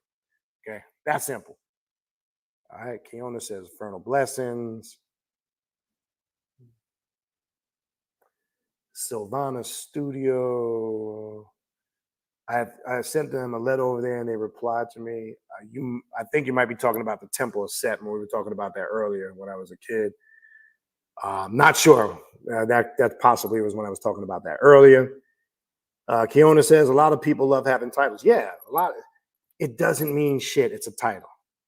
I've talked to everybody and their mother that's had a title, in every spiritual system you can think of. I've talked to priests, rabbis, reverends, pastors, imams, sheikhs, priestesses, padrinos, madrinas, babalawos, you name it. Some good and some horrible. Some are just wearing the title to feed their ego and instill false pride in them. I've talked to some of them and they don't know shit. Like I said earlier, they literally don't know nothing. I know people, again, who might be on a spiritual path of awakening for a much shorter amount of time. And I found some of those people to know more than some of these so-called elders that have these titles that don't know a damn thing.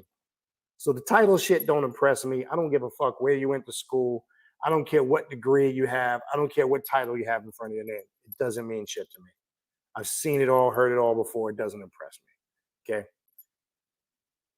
Keona says, some houses and temples charge thousands of dollars to initiate. Yeah. I mean, you can find that in Ifa, for an example.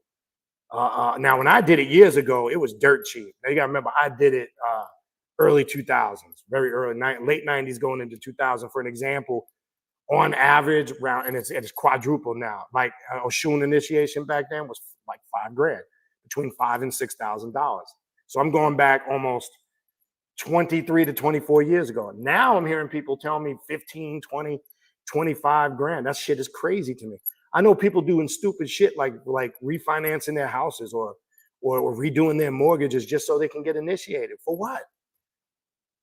This is what I meant when I said in the beginning of the video, some people are more infatuated with the idea of being initiated in something than really understanding the initiation itself. Right? When I did, it was, like I say, it was between $5,000 and $6,000. I think it was like $56 or $5,700. And I'm going back to late 90s, early 2000s. Okay, so now we fast forward 20-something years later. I'm hearing Oshun initiation is in the 20,000s. I'm hearing initiations anywhere from 15 to 30,000. This shit is crazy because now it's become a financial hustle. You go to the wrong house, you're going to get hustled, especially if they know you're very desperate and they see you're over eager and they see you don't know shit. They're going to take you to the cleaners. That's why I said in the beginning, when people reach out to me, I'm not going to link you up with somebody if I don't know you, number one. Number two, not only that, you need to be with somebody locally and hands-on that you're comfortable with, that you can trust. And please, people, when it comes to ATRs, African traditional religion, you cannot get an initiation over the internet. Stop falling for that shit. Stop falling for people saying they can create you Ganga pots and Palo pots and do all this shit. Just send me $2,000 and I'll create a a ganga pot for you and I'll mail it to you. Stop believing this shit. It's not real, people. See, that's the difference from back then when you didn't like, look, we didn't have where social media and the internet today is on a way more advanced level, and we didn't really have it back then, right? Internet really started to make a buzz, what, mid 90s, late 90s is when it really started to pop on the scene. Remember AOL? Remember dial-up internet? I remember that shit. I had that, I think it was 96 is when I first got AOL, somewhere around there. Remember how slow that shit was? Right? So I come from an era where there was no internet, there was no social media.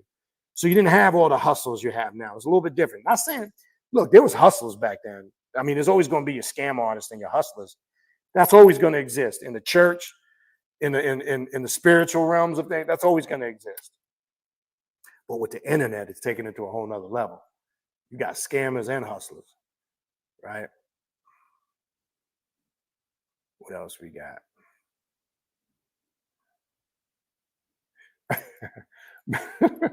Melon 98 says, you bashing religion is music to my ears. That's hilarious, yeah. Bree says, Luciferian initiation ain't nothing to fuck with, 100%. I physically felt like I was being ripped apart, and that's a good thing, from the inside out. I was constantly having to ground myself for a few days after I initiated. And let me explain that. When you hear that, say, well, that doesn't sound too pleasant. Why would you want to do that? You got to remember, you're absorbing a different vibrational frequency of energy that not only do you have to physically adjust to and get used to, but mentally, emotionally, and spiritually. So what it's doing is changing your vibrational frequency and your whole spiritual alignment. So that's why you have that experience to it. So that's why I say what appears on the surface to be something negative or bad, in actuality isn't. It's you, that's confirmation of you going through the transitional process. That's a great thing. It's just being strong enough to go through the challenges of doing that. That's where the work comes in. Okay. All right.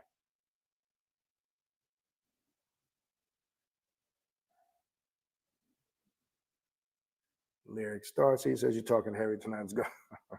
Cool, appreciate it. Mika says greetings. Kazan, longtime supporter. Well, thank you. Kazan says thank you for the information. I appreciate you. Thank you for watching the channel and supporting. April says Jung, probably something I said earlier. Yeah, and Jung and Friedrich Nietzsche are two of my favorite philosophers, psychologists, whatever you want to refer to them, because a lot of the things they said were very left-hand path in nature, right? All right, what else we got? Xander Promio says, I knew a woman who was dying and she was posting on Facebook through the whole thing, and she was saying it's beautiful. Yeah, because like I said, there's so many different experiences out there of death experiences or near-death experiences. That's why I was saying earlier, nobody, no religion, no particular spiritual system, no person, no pastor, reverend, priest, high priest, blah, blah, blah, can tell you exactly what happens when it happens, right? That's why I go back to Alan Watts. I love Alan Watts's lectures on what we call death, because he really puts that stamp of finality on it, right? He removes all the bullshit from it. And I know a lot of you know who Alan Watts is, and a lot of you probably don't, but go seek out some of his lectures. You can pull up a lot of his free shit. It's on YouTube. He was a great philosopher, spiritual practitioner, whatever you want to refer to him as. Melvin 98 says, I think she meant to put escape arch on. I don't know, this Skax and Dolo. Jesus gonna save the world with a sword on a white horse. We got guns. Okay.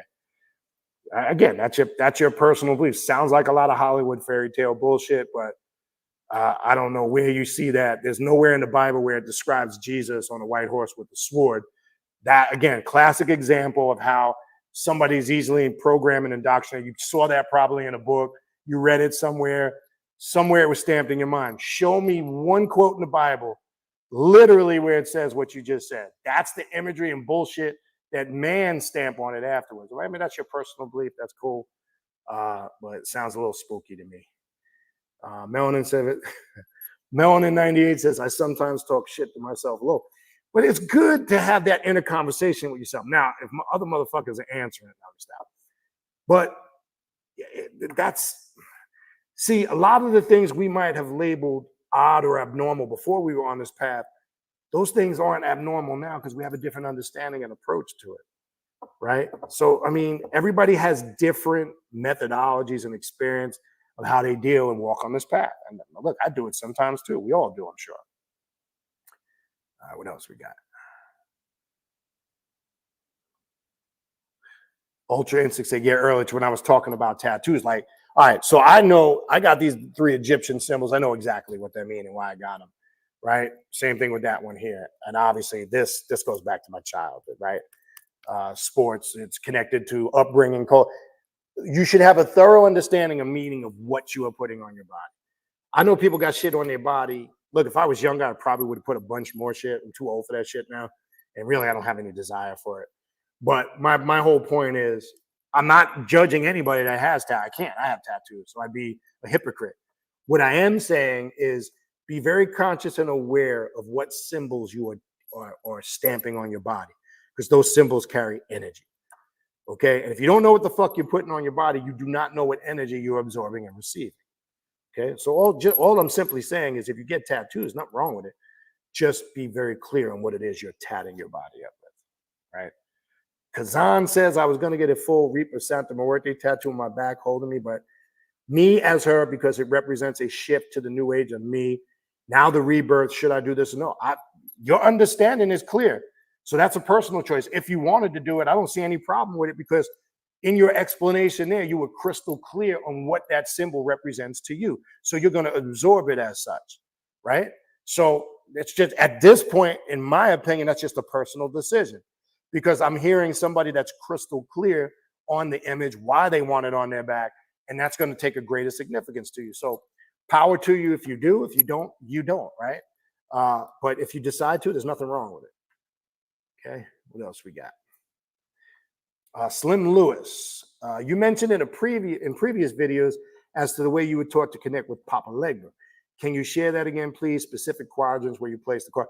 All right, shoot me an email and I'll say. So there's a ritual I talked about a few times over the years. I'll explain it real briefly, but you can shoot me an email and I can send you that. There's a basic way you should present yourself. It was a basic opening ritual that you will find that beginning practitioners do in a lot of houses across the board. You also find it done in the New Orleans Hoodoo Voodoo tradition of working with Papa Legba or the Loa in Voodoo or Voodoo. It's a simple drawing his sigil ritual, and there's offerings placed in each quadrant. And there's a certain thing you do and say to invoke Papa Legba to open the gates. So I'll just give you that brief explanation, but shoot me an email. In each quadrant, there's certain offerings placed. There's a white candle placed at the top. The sigil should be either drawn on a concrete floor. If you don't have a concrete floor, it can be drawn on a chalkboard. You should use cascarilla to do it, which is like a white chalky substance used in that path. Some people you can use regular chalk if you don't have access to that. But anyway, long story short, because Papa Legba is a gateway deity, like Santa Muerte, like Ampu or Anubis in ancient Egypt. You are opening the gates to higher states of consciousness. Now, again, I teach more now, not from the traditional way. I've taken that ritual and kind of adjusted it and used it more from an occult perspective, right? So what I show people now who maybe have come from them systems or maybe left, because the question people ask, can I still work, say, with the Voodoo deities? Can I work with the Orisha? Yes, you can, but I would show and teach you and suggest you do it more in occult left-hand path perspective, right? I don't do it from the traditional way no more. So I don't waste my time with that. I'm not really interested in that anymore, because the traditional way is going to get you back into religion. Oh, you have to do it like this. Yeah. Well, if you believe you have to do this, that, then this is not going to work for you. So I've kind of used that ritual and modified it and changed it to be more from an occult perspective, because really what Papa Legba represents is opening up higher states of consciousness. He's the gatekeeper. He opens the gateway or the portholes to those higher states of consciousness. Now, the best way I teach about Legba now is in a system called Kimbanda, right? Kimbanda really is, in my opinion, because they use the name of Ishu, they use the name of Legba, they actually use the name of Lucifer in there. They used actually the symbol of even Baphomet, the inverted pentagram. This is all, and Kimbanda is a Afro magical system that has its roots in Brazil, Central America, but it is very occult left-hand path in nature. So I practice more of that type of stuff now, working with Legba, Ishu, which is a little bit different. They're the same, but different, long story. But anyway, that's an initiation to open the gates of consciousness. It's something, and I teach an individual to do in the beginning stages of working with Legba, because you should present yourself. Because when you're working that path, Legba's the gatekeeper. So there's similarities, there's different manifestations. You might see Ishu, you might see Ilegua in Santeria or Ifa, right? But they all serve the role as the road opener or the gatekeeper. And you'll find in all of those systems, anytime ritual work is done, you always have to start with Legba first, or the masks or the road opener first, to open the paths of the roads, right? Which makes sense. So yeah, that's what that ritual is about. So you can shoot me an email and I can send that to you, the whole breakdown of it. All right, what else we got?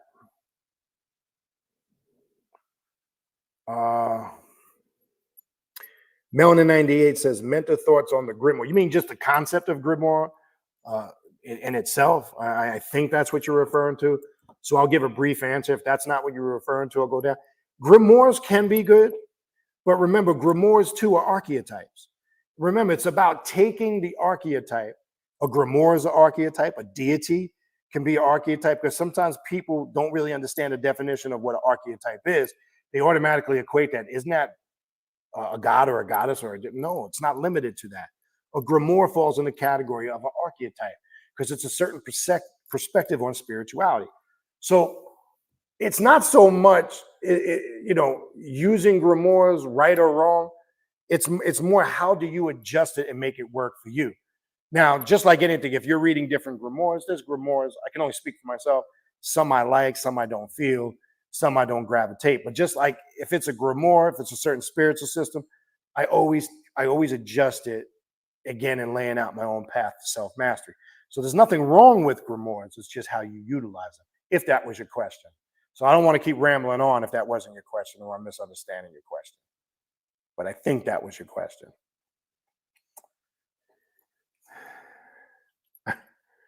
Xander Promio says, to get Christed means to get medicine placed in the eye and to hallucinate by the Greeks. Well, again, the word Christ comes from the Greek word Christos, right? It also goes back into the Hindu word Krishna, right? And like I said before, Jesus never referred to himself as Christ. That came after he left. Matter of fact, he warned people. And I'm just saying, according to the biblical story, I'm placing myself in there as if I'm having a conversation. I'm not saying that all that stuff in there is true. I'm addressing it as if we're addressing it from that perspective, right? He clearly made it clear. Be careful. See, people don't understand it. They misinterpret. Be careful of those coming who say, I am Christ. People say, no, he was referring to people who come and say they were Christ. No, read it in the context. Go back. He's saying, be careful of those who come and say that I am Christ, meaning him. People go, no, that's not what it says. He's saying, be careful of people who come saying they are Christ. That's not what he said. Go back and read it closely. So all these people referring to him as Christ, they're telling you who they are. Those are the people he told you to watch out for. He said, many will come in my name. Many will come in my name. After that, he follows it saying that I am Christ, right? Meaning him. And all these Christians say today, he is Christ. He said, be careful. Be careful those who come and say that I am Christ. He said, many will come in my name saying I am Christ.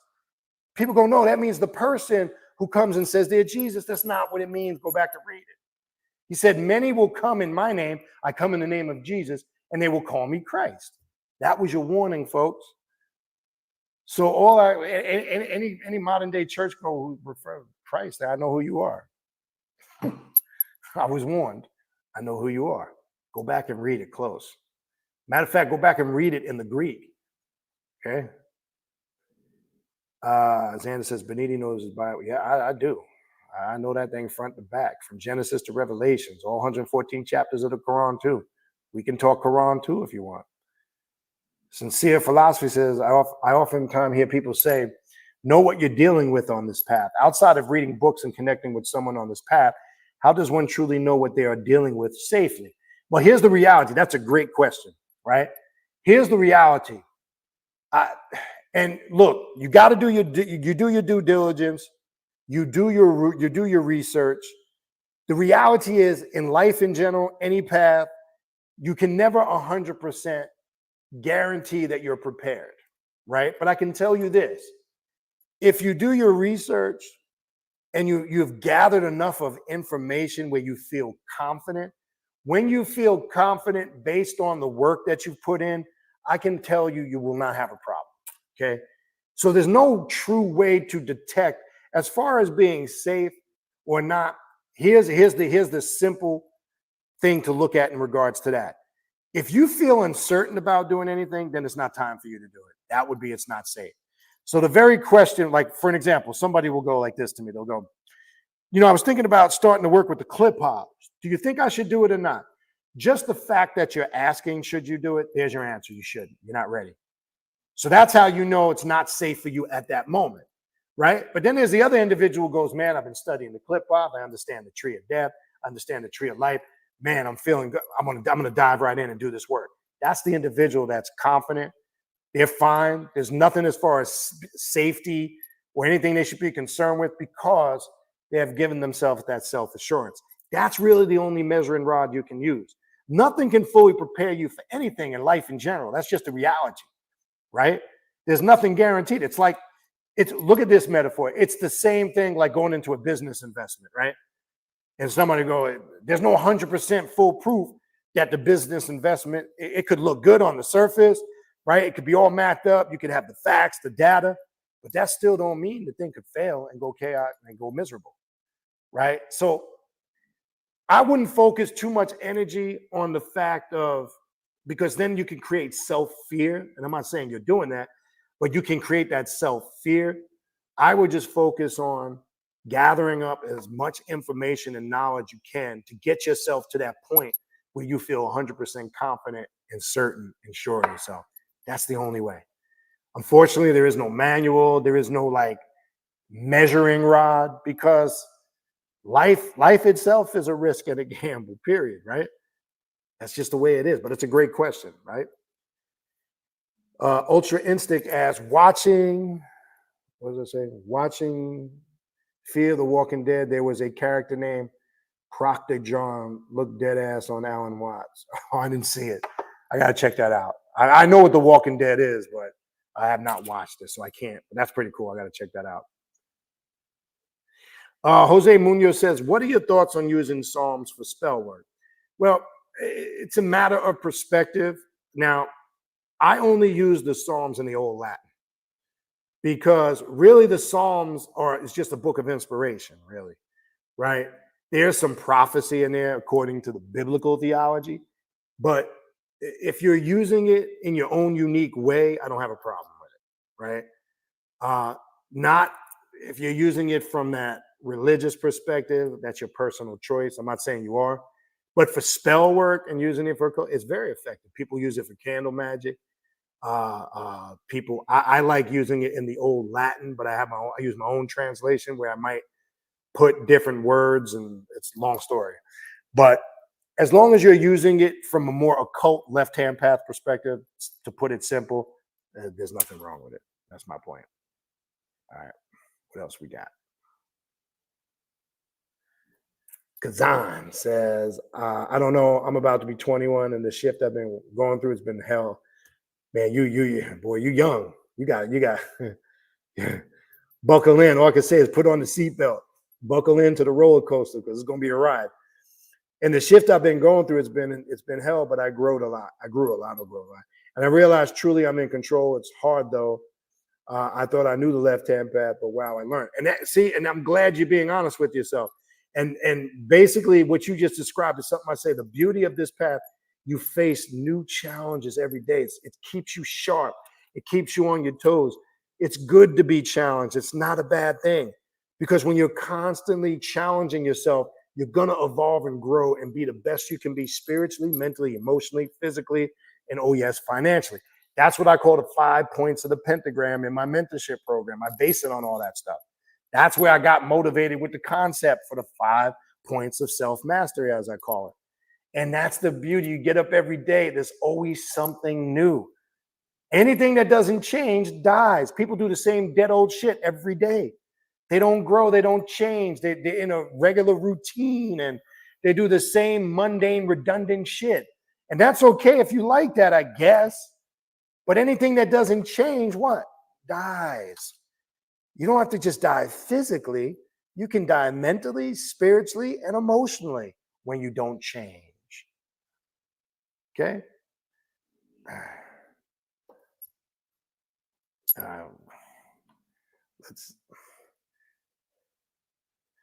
Let's get Revelations 9. I'm glad you brought that up. Hold on.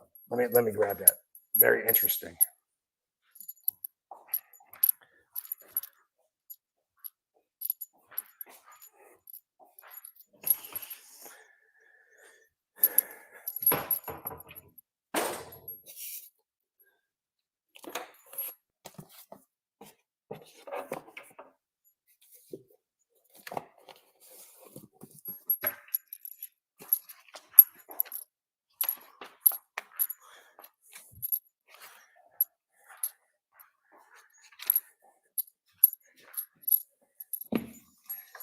Let's go there.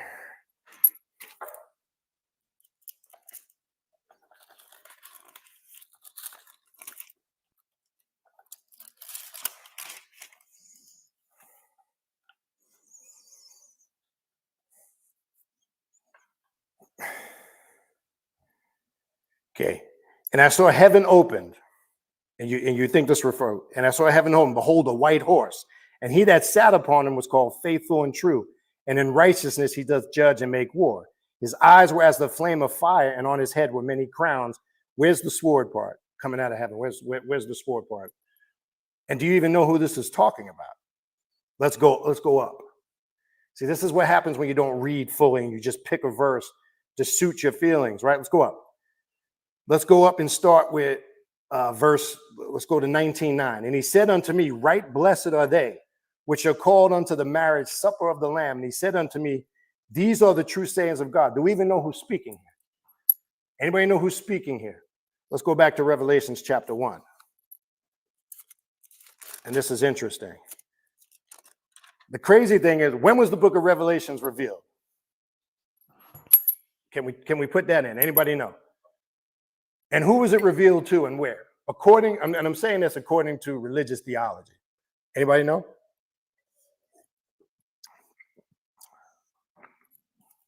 The book of Revelations was given to John, son of Zebedee, right?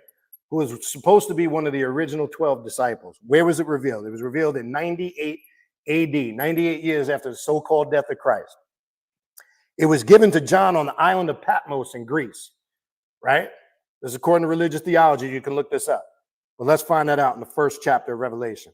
The revelation of Jesus Christ, which God gave unto him, to show unto his servants things which must surely come to pass. And he sent it and signified it by his angel unto his servant John.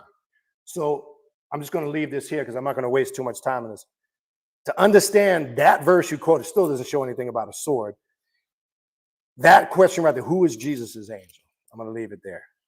Who was this angel that Jesus sent to give this revelation to John? I'm going to leave that there. Okay, not to get distracted with the religious nonsense.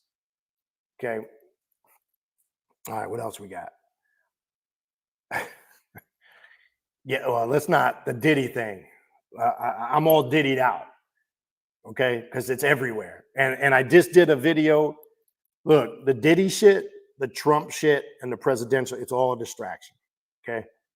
First of all, I know you're just bringing this up, but the tattoo that he has on his back, some say it's the Black Madonna and Child. That is the synchronized version of the Catholicism image they use for Ozili Dantor. Now, it's ironic because him being a womanizer, an abuser, and obviously a sexual deviant, and obviously what's come out. Now, obviously, the reality is, look, there's a lot of shit there to validate. This dude did some crazy shit. Let's just, come on, common sense. But obviously, there's going to be more shit that comes out. People are going to try to capitalize off this, make money. But as far as, yes, the image on his back, the thing that I don't understand, I don't know if he knew really what that was, or what perspective he looked at that as, but you wouldn't put that image on your back if you were a womanizer, knowing what that represents. That's my point. Now, there's some people I've seen in a couple of different ways. They'll say, well, that's not Dantor, that's the Black Madonna and Child. But in Catholicism, yes, that's the Catholicism image that's synchronized with Dantor. So that's up for debate. But my point simply is this: why would you put that on your back, right? What I would be curious, and only he knows, and we probably never will get that answer. Only he knows. It means something to him, right? We do know that. I would assume, because you wouldn't put that big ass image on your back. I would love to know what that image means to him and why he put that on his back. That's all. And then I'm saying from that point, we would be able to have a dialogue and a conversation. Yes, we can look at it. We can make assumptions and observations. And I think some of them are correct, but then some of them. But look, the reality is, look, there's nothing to be shocked about. This is what that industry is about. That's what Hollywood's about. The music industry is about. And, you know, people have, and I know it's a topic for discussion. I won't say in this shit too long, but since it was brought up, I think you got another Epstein on your hand. I think he can dime out so many prominent people. I don't know if he makes it out of there alive. I'd be surprised. Not saying he won't. Well, he's never getting out of there. But, I mean, will he live a life and die naturally? I'd be surprised. Because personally, my opinion is I think Epstein I don't think he committed suicide. The reality is, I think when you have prominent, when you're talking about, look, forget about the rappers and the entertainers, right? That's common. That's normal practice with them. When you talk about prominent judges, doctors, lawyers, politicians, wealthy people of power, that's when you're walking into that danger zone. And I think he's got too many names. So I just don't know how he makes it out of there alive, period. Or stays alive for a long period of time. Look, when a motherfucker was going to come up with almost millions of dollars in bail and surrender his child's passport in his appeal to get released, right, on bond, and got denied, that right there is telling you they ain't got no intentions of letting him out. The amount he was willing to put up when he appealed, you know, him being released on bond, and they shut him down again, that's all you need to know where this case is going. As far as the case, he's in there like R. Kelly. He's never getting out of there. That's trust me. I'm talking about if he stays alive, I'd be shocked. Because when you look at the Epstein, what happened with him, there's too many holes in that story that don't make sense of his so-called suicide. That's just my opinion. All right. What else we got? Ultra Interest says, a lot of folks do patchwork, just random tats or whatever. Couldn't be me. I got enough of cash. Yeah, you're right. Look, I remember going back. I remember people would just get tattoos, symbols that were fads, and it was crazy. Okay. Slim Lewis. Oh no, hold on. I'll get you in a second. There's one above you. I'm sorry. Thing just skipped. Hold on.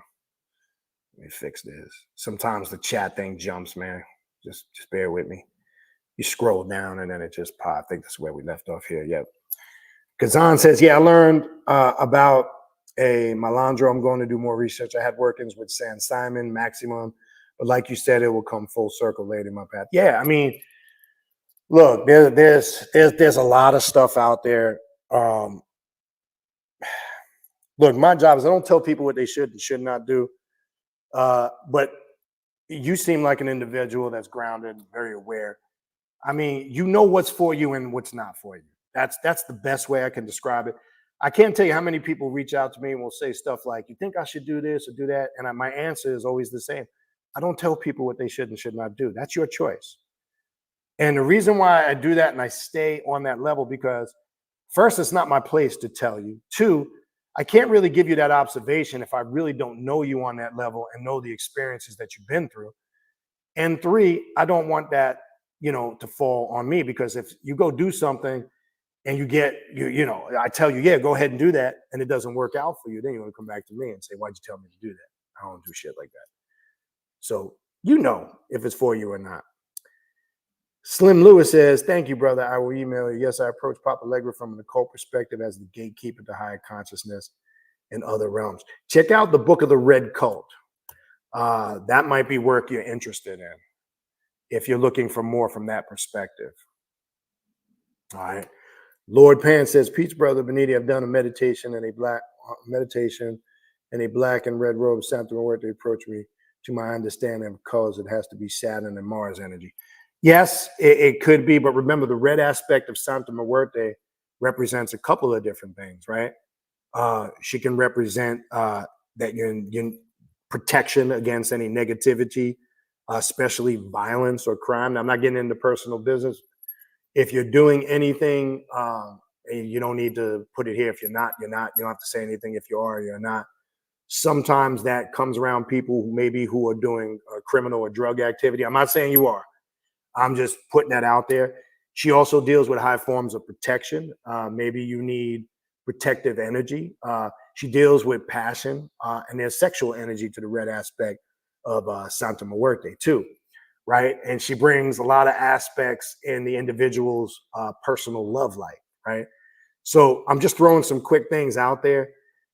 She could have came to you for many reasons or form, but the black and red robe, you have the combination of the black there, which as we know, the black aspect of Santa Muerte deals with high forms of sorcery, black magic, witchcraft, higher forms of spiritual power.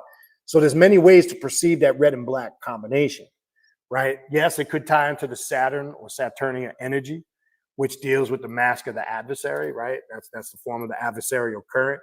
So long story short, was what I'm saying. Without you don't have to put any of your don't put any of your personal shit in the chat. It sounds like to me you have a lot of volatile energy going on in your life if that's what manifested to you. So I would look at your personal life as far as your love life, whether it's your dealings in what wife, girlfriend, partners, whatever. I would look at how you live your life, what you're involved in, and is there a lot of volatile things going on around you? I'm not just talking about bad things, right? But look at everything as a whole. To me, you've got a lot of volatile energy going on around you that you need to really look at. And it also is clear that she's also trying to show you certain things need to be changed and adjusted. Because when you're dealing with red, right, that's passion, power, because her red aspect deals with high states of passion. Again, I know some people use the red aspect for sex magic, and it's very effective, right? You can use the red aspect to cast love spells, right? All that stuff, right? It could also use it protection against criminal activity, right? That's just I'm just throwing some quick things out there. And the black, the black is for evolving on higher states of consciousness, growing spiritually, working the dark arts of sorcery and black magic, all of those things. So when you have that combination, long story short, without keep rambling on, there's a lot going on there that needs to be digged. All right.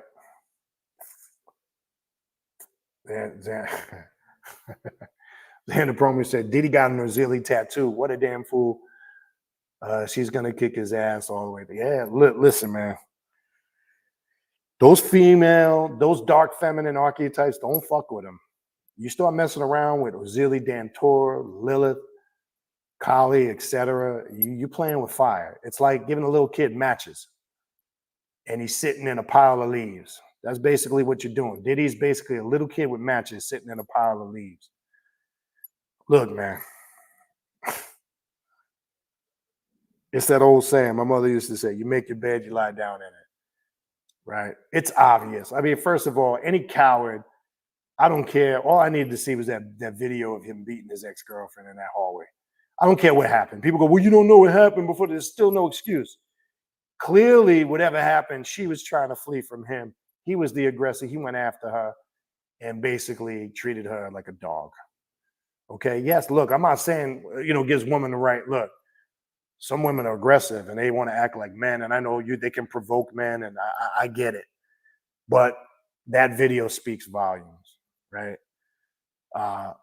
There's too much. Look, sometimes there's just an overwhelming amount of shit out there that it's obvious. It's not like there's speculation out there. There's so much shit out there. Where we're at now with the whole stage with him is like, how bad is this going to be for him? That's it. That's where we're at. He's done. It's over. It's done. There's no escaping that. What he's gotten himself into, there's no digging out of that hole. the best he can hope for, that he lives the rest of his life in jail and dies on his own terms. That's the best outcome he can hope for. There's nothing else he can hope for. I don't care what you hear in the news. I don't care what anybody's saying, this, that, the other. I don't care how many appeals or the best attorneys he gets. It's all for naught. It's not going to work. Okay.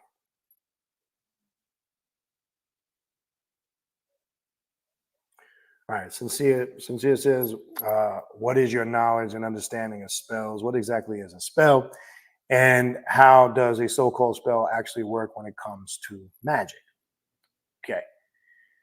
So, right, the term you hear for a spell, right? It's that's just a term when you're using a method of magic to control somebody or a situation, right? So there's different forms and methodologies of working magic through forms of spell, right? It can be done through candle magic, right? It could be done through invocations, right? It could be done with using objects that's connected to the individual, such as body fluids, hair, personal objects. There's different systems that use spell work, voodoo, aka voodoo. There's Luciferian magic. There's different practices in left-hand path occult magic, right? So, but the whole concept in whole, outside of the methodologies and the different avenues you can use to do spell work, it's basically you're utilizing a system to control a situation, something or somebody or a situation as a whole, where you're influencing the situation. So sometimes you can use certain spirits to cast spells. Like for an example, in a lot of spell work to get ex-lovers back, right? You'll hear in a practice called working with intranquil spirits. So sometimes there's spells that are casted to control the individual's mind process and how they think, alter their think pattern, right? And it's done through various different methods. But in simplistic terms, when you're doing spell work, you're using specifically systems of deviation to control a situation, whether that's person, places, or things, right?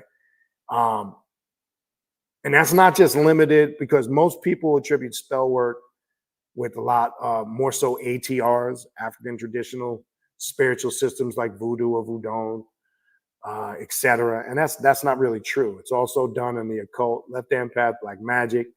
But I always teach people, when you're doing spell work, be careful, because, for an example, doing spell work to get an ex-lover back, I'm highly against that. And let me give you an example why I say that. And I get people that email me all the time, and I always ask them, why would you want somebody back that doesn't want you? And they pause. I just want them back. They're thinking at a raw, just being raw reactive, at a raw emotion, not really thinking it over as whole. Think about this for a minute. If you're doing spell work to get an ex-lover back, and that person made it crystal clear they don't want nothing to do with you, they're not in love with you anymore, they don't want to be with you no more, this, that, and the third, why would you want that person back? I always want to get a solid answer to that question. And I never get a valid answer when people who reach out to me for that. Because the problem is, when you do spell work, say to get an ex-lover back, and say you're using intranquil spirits, you get a shell of the person back. People think they're going to get the same person they had, for an example, when the relationship was good and you guys were doing things together and the sex was good and you were hanging out and you were going. They think they're getting that same person back.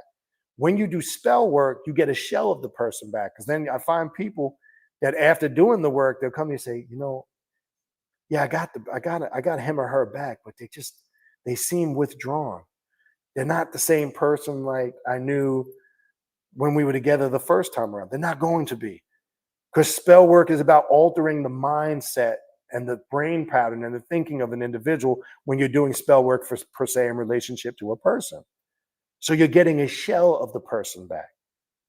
So I put that out there. You got to also understand why you're doing spell work. And you also got to understand the certain things that govern doing spell work. Okay. So that's very important. All right. Shamafia says, I love you, Bernita. You rock. Thank you. I appreciate that, Shamafia. Xander Promio says, don't be surprised if fucking Diddy shit. No Diddy. Don't be don't be surprised if Diddy gets his tongue cut out or cannot speak, or Zilly may take his tongue from him. I wouldn't doubt it. Mika, I know you know the answer to the question. But yeah, she put it in there. She got it. Yeah, Diddy's done. Yeah. Now I heard, you guys got me on this Diddy shit now. I heard that I was talking to Raven, and she was saying, I don't know where she read it. I got to look it up. That all those bottles weren't baby oil. They're saying now that those tubes were loaded with whatever that drug he was used to kind of zombify the people during the freak offs. Because my reality is this: who the fuck needs all that baby? I mean, seriously. I know when it first came out, everybody's making light of it, but see, remember, we reason things out. We don't react. We pause and think for a minute now. After getting caught up in the bizarreness of it, ask yourself this: was that really 1,000 bodies of baby oil? Think about it for a minute. 1,000 bodies of baby oil, you probably wouldn't use in 10 lifetimes, let alone one life. I mean, shit, how many freak offs have you had? How much lubricant do you fucking need? Now, when she told me this today, that kind of made sense to me, because there's information out there now. He was having IVs delivered to these freak offs. You talking about what? You were drugging people up to the point where they was getting dehydrated, that they had to get IVs. That's some crazy shit. So there's shit circulating now that there might have been something else in the bottles. Well, he won't need that baby oil. But see, the reality is he's not going to be in main population. He won't be around other prisoners. He'll be in solitary confinement. There's no way you can put somebody of that high profile. He wouldn't even last a day in main population. So reality is he'll probably go to a place like AdMax in Chicago or ADX in Colorado, Florence, and he'll probably serve life in solitary confinement.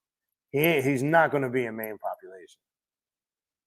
Okay, there's no way. He wouldn't even last a day at that.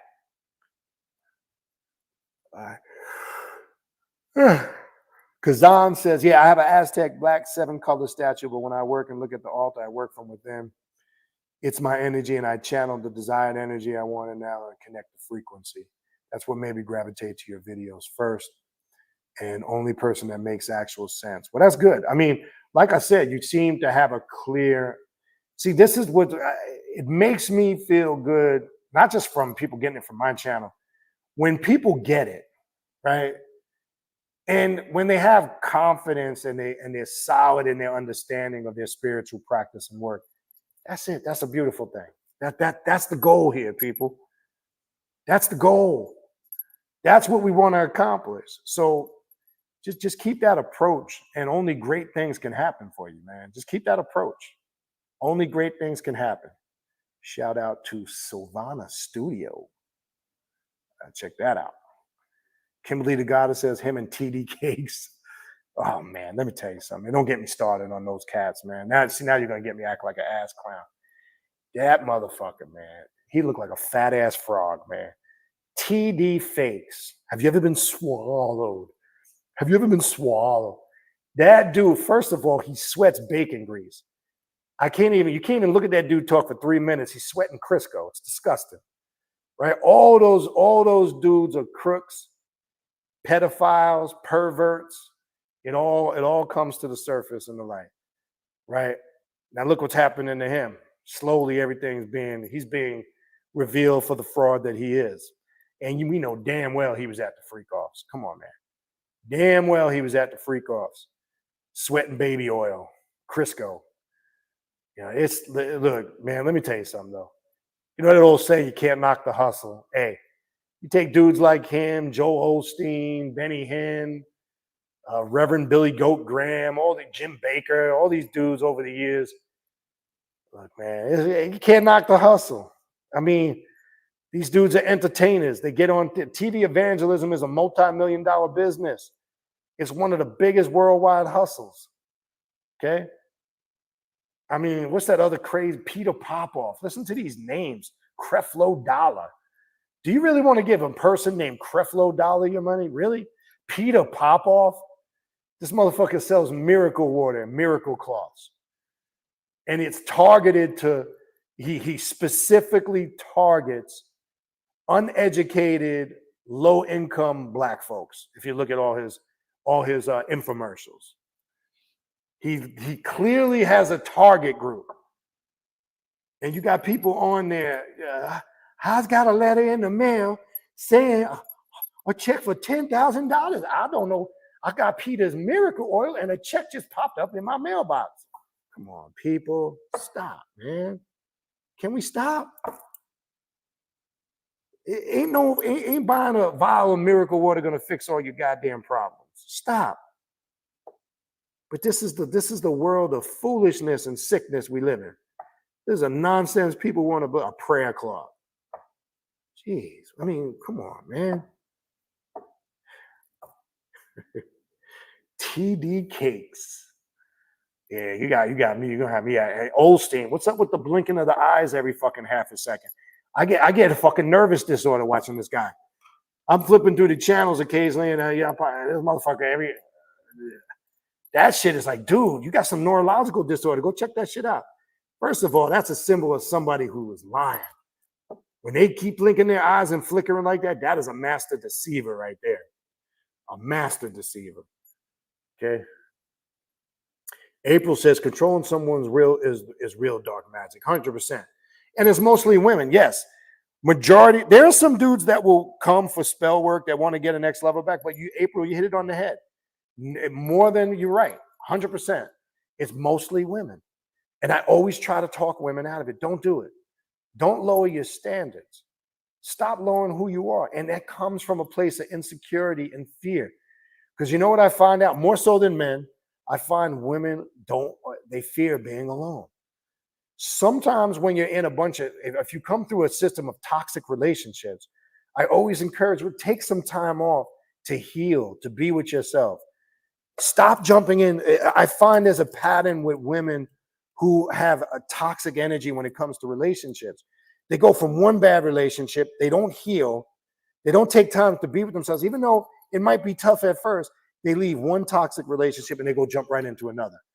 And usually, if they're not, they may not admit to themselves, but usually it's because they don't want to be alone. And sometimes being alone can be the best thing you need at that moment in your life. Stop jumping from one bad relationship to another. And this is why anytime they come to me for that, I say, why do you think about this. I've had women come to me where the dude told them, I can't stand you. I don't want nothing to do with you. I hate your guts. This is shit women coming to me telling me men said to them, and you still want that motherfucker? I try to talk women out of it. Some I completely refuse because I wouldn't want to do that. I don't want to put you back into a situation where you're regressing.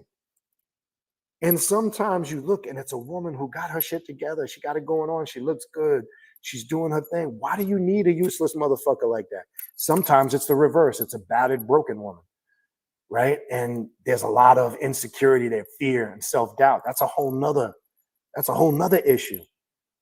But whether you're a man or a woman, sometimes you need that time to be by yourself and heal. It's not good to leave one toxic situation and jump right into another one, because now you're creating a pattern and you never heal from it. Okay. And it's a terrible thing. And 9 out of 10 times, people's lives, or why people are not successful as a whole, a lot of it has to do with their significant others or their personal, their romance life or their sex life or their marriage life or their love life, whatever you want to call it. That usually is a stumbling block to why people can't grow. It's usually one of the number one. It's in the top 3 reasons why people are struggling in their spiritual life. Because I keep telling people the reality is, look, we're always going to be dealing with bullshit on a mundane level. We're always going to have situations going on in our life that we're going to have to deal with certain bullshit. But you need to have your mundane personal life at least harmonized. Because if your life is utter chaos, if your personal life, your financial life, your your relationship with your family or your siblings, significant others, your work life, your career, all those things. If you don't have that at least harmonized, look, nothing is perfect, but if all of that is chaotic, it's going to be hard for you to focus on your spirituality. Okay? That's just the reality of it. Okay?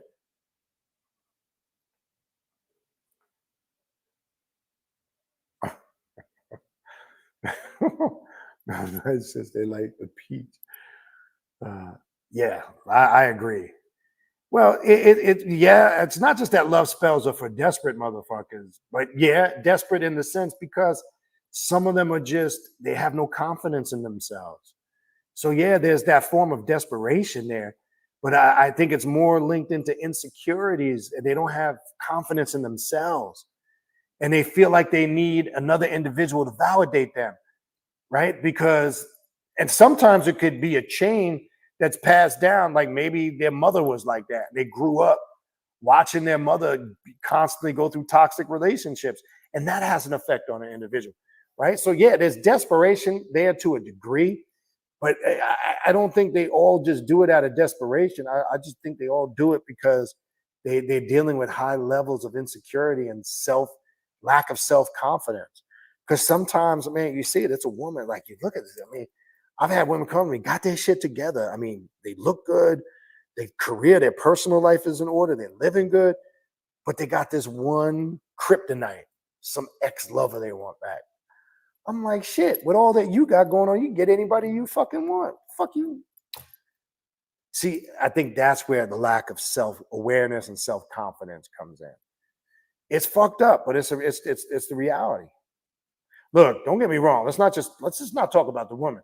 I've seen some real desperate dudes too. So let's not just paint the picture.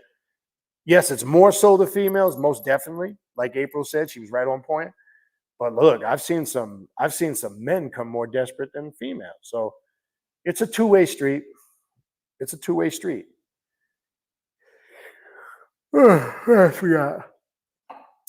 Jose Munoz says, "What is it like working with Lilith? People keep telling me that Lilith has been around me." Look, that's a class in itself.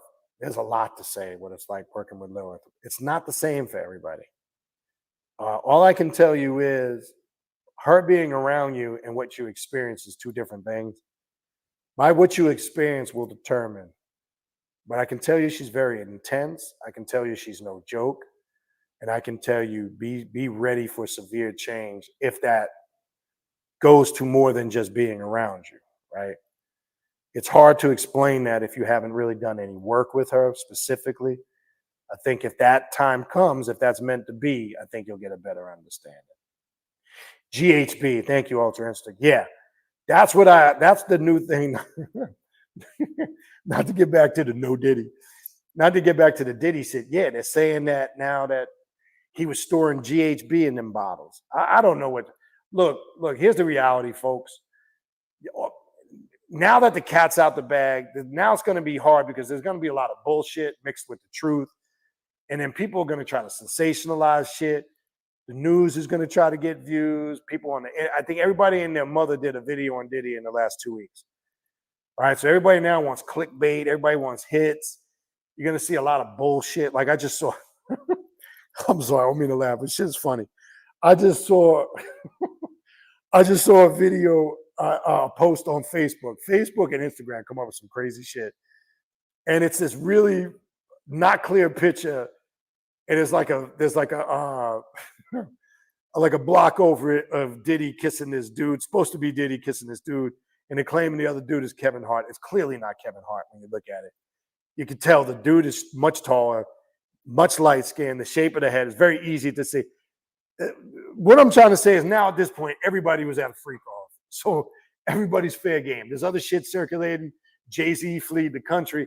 Everybody's going to try to make it's just now we're dealing with a big ball of chaos and shit. Because now it's like, now you got a lot of truthful shit mixed in with a bunch of, I don't know, right? I don't know. So it could be baby oil, it could be GHB. Yeah, who knows?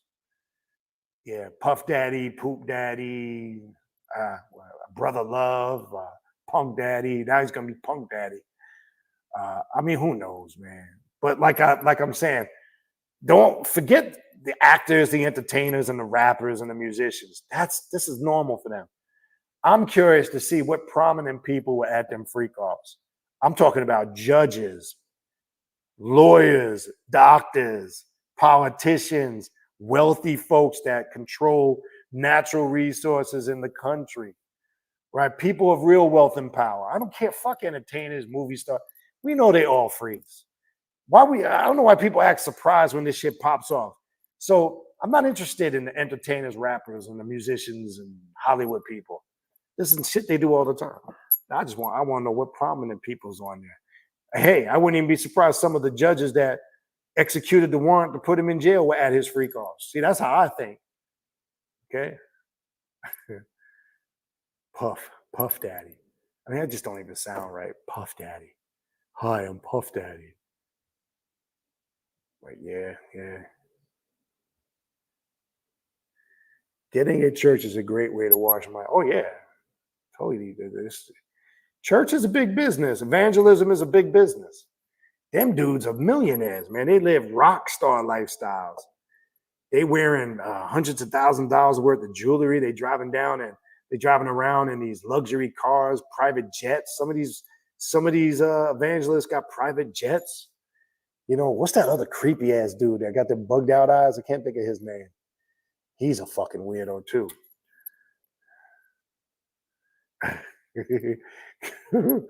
Kimberly the goddess says booty more important than water.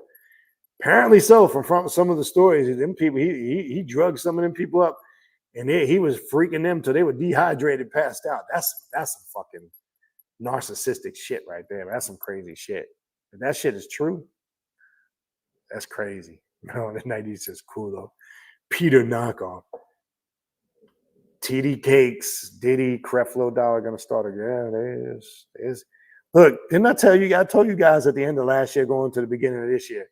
You thought last year was the year of exposure. I told you by the end of this year, by the time the rest of this year is out, you're gonna be shit shocked. It's gonna be people it's gonna get worse going in the next. It's gonna be people you just never thought. Oprah Winfrey. It's gonna be people. I'm just gonna throw some names out there. Okay, pay attention. A lot of photos circulating now. Oprah Winfrey with a lot of these people. Oprah Winfrey's been very quiet throughout the years. Outside of Stedman, we don't really know much about Oprah Winfrey's personal life, or do we? Just saying. Think outside the box, people. What else? All right, let's scroll down. You guys on the Diddy comments hard. No Diddy. All right, what else we got? Golden Shower Ministries. I like that one.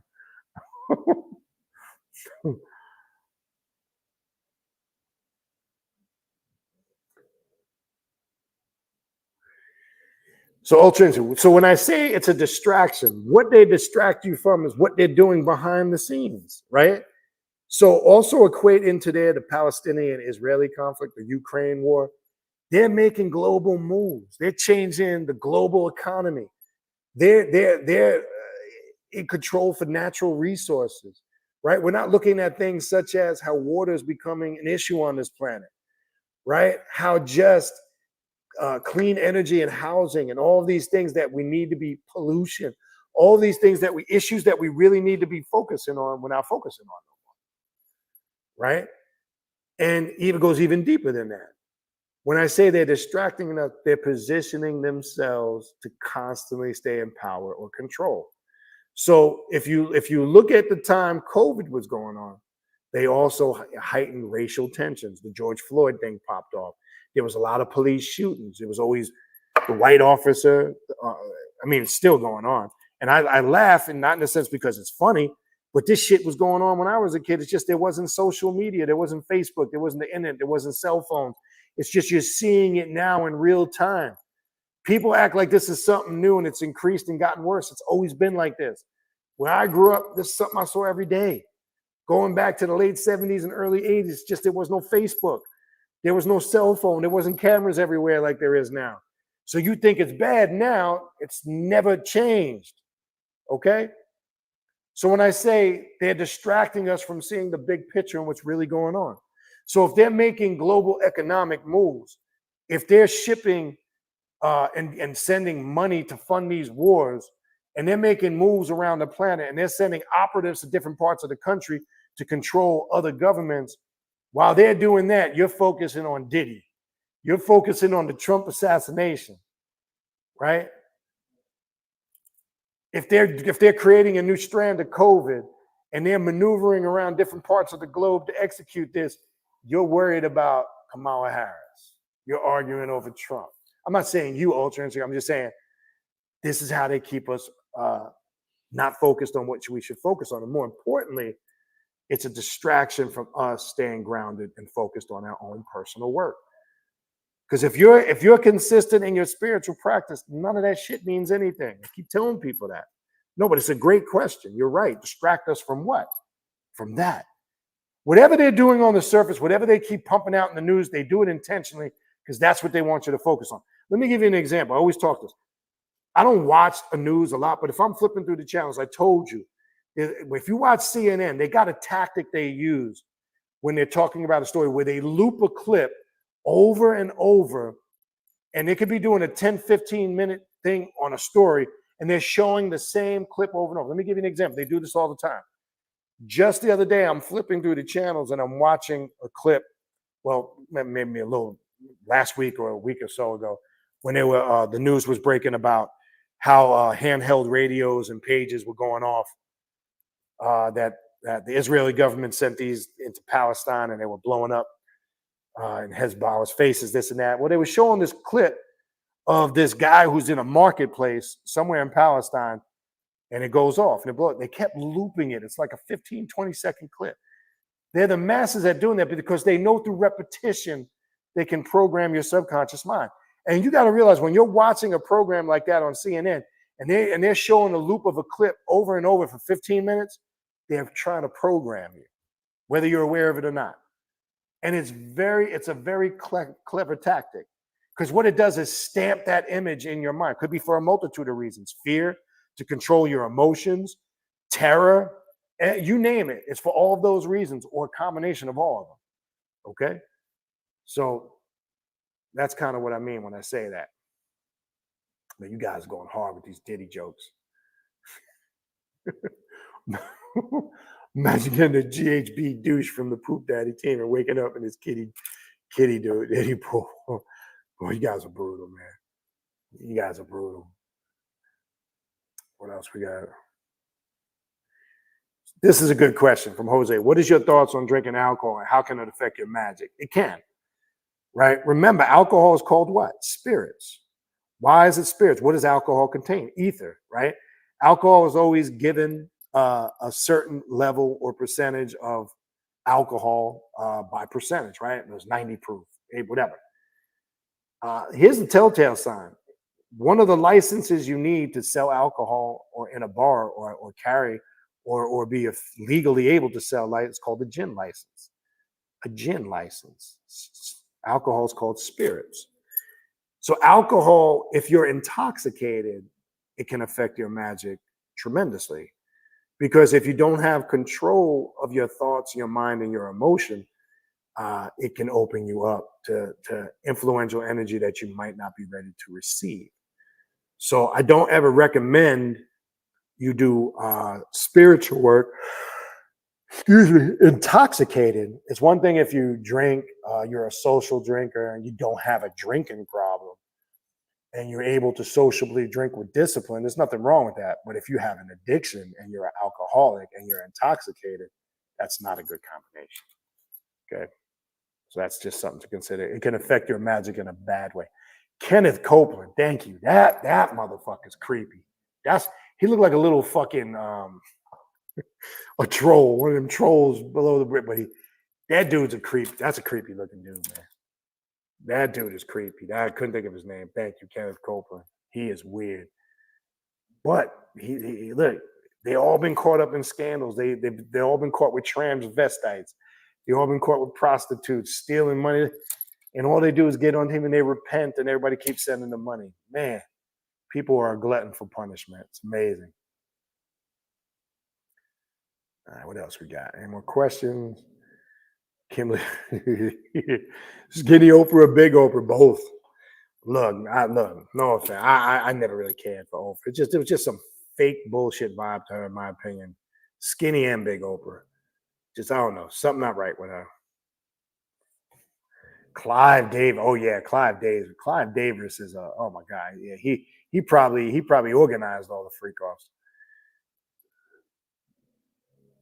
Yeah, he is living rent free in a lot of people's minds right now.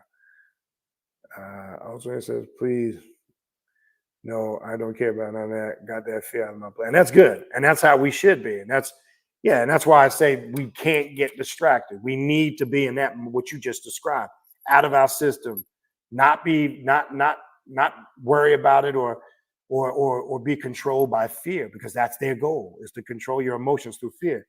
Right? The other thing, World War III. Guess what? If something's going to happen, it's going to happen. Well, why put that fear out there unless you have an agenda, which is to control people's emotions? Okay. So it's crazy, but that's the reality, right? Phil Pills says, just curious, have you ever thought about using who we call they or the powers that be as an archetype similar to the ones on the spiritual path? Sure, because I find using this, it's a powerful time during the holiday season. What people think is energy, people say, oh, people that are caught up in all that stuff, oh, that's crazy, this, that, and the other. But there's a lot of energy. Energy is energy at the end of the day. Whether it's the people we're referring to as a distraction, whether it's people who are into the holidays, yes, you can use any energy. Because remember, magic, or one of the sciences of magic, is the science of manipulating energy. So yes, you could use that. You can use anything you want, because a skilled magician knows how to take any energy, manipulate it, he or she, and use it for their own personal benefit. So most definitely, 100%.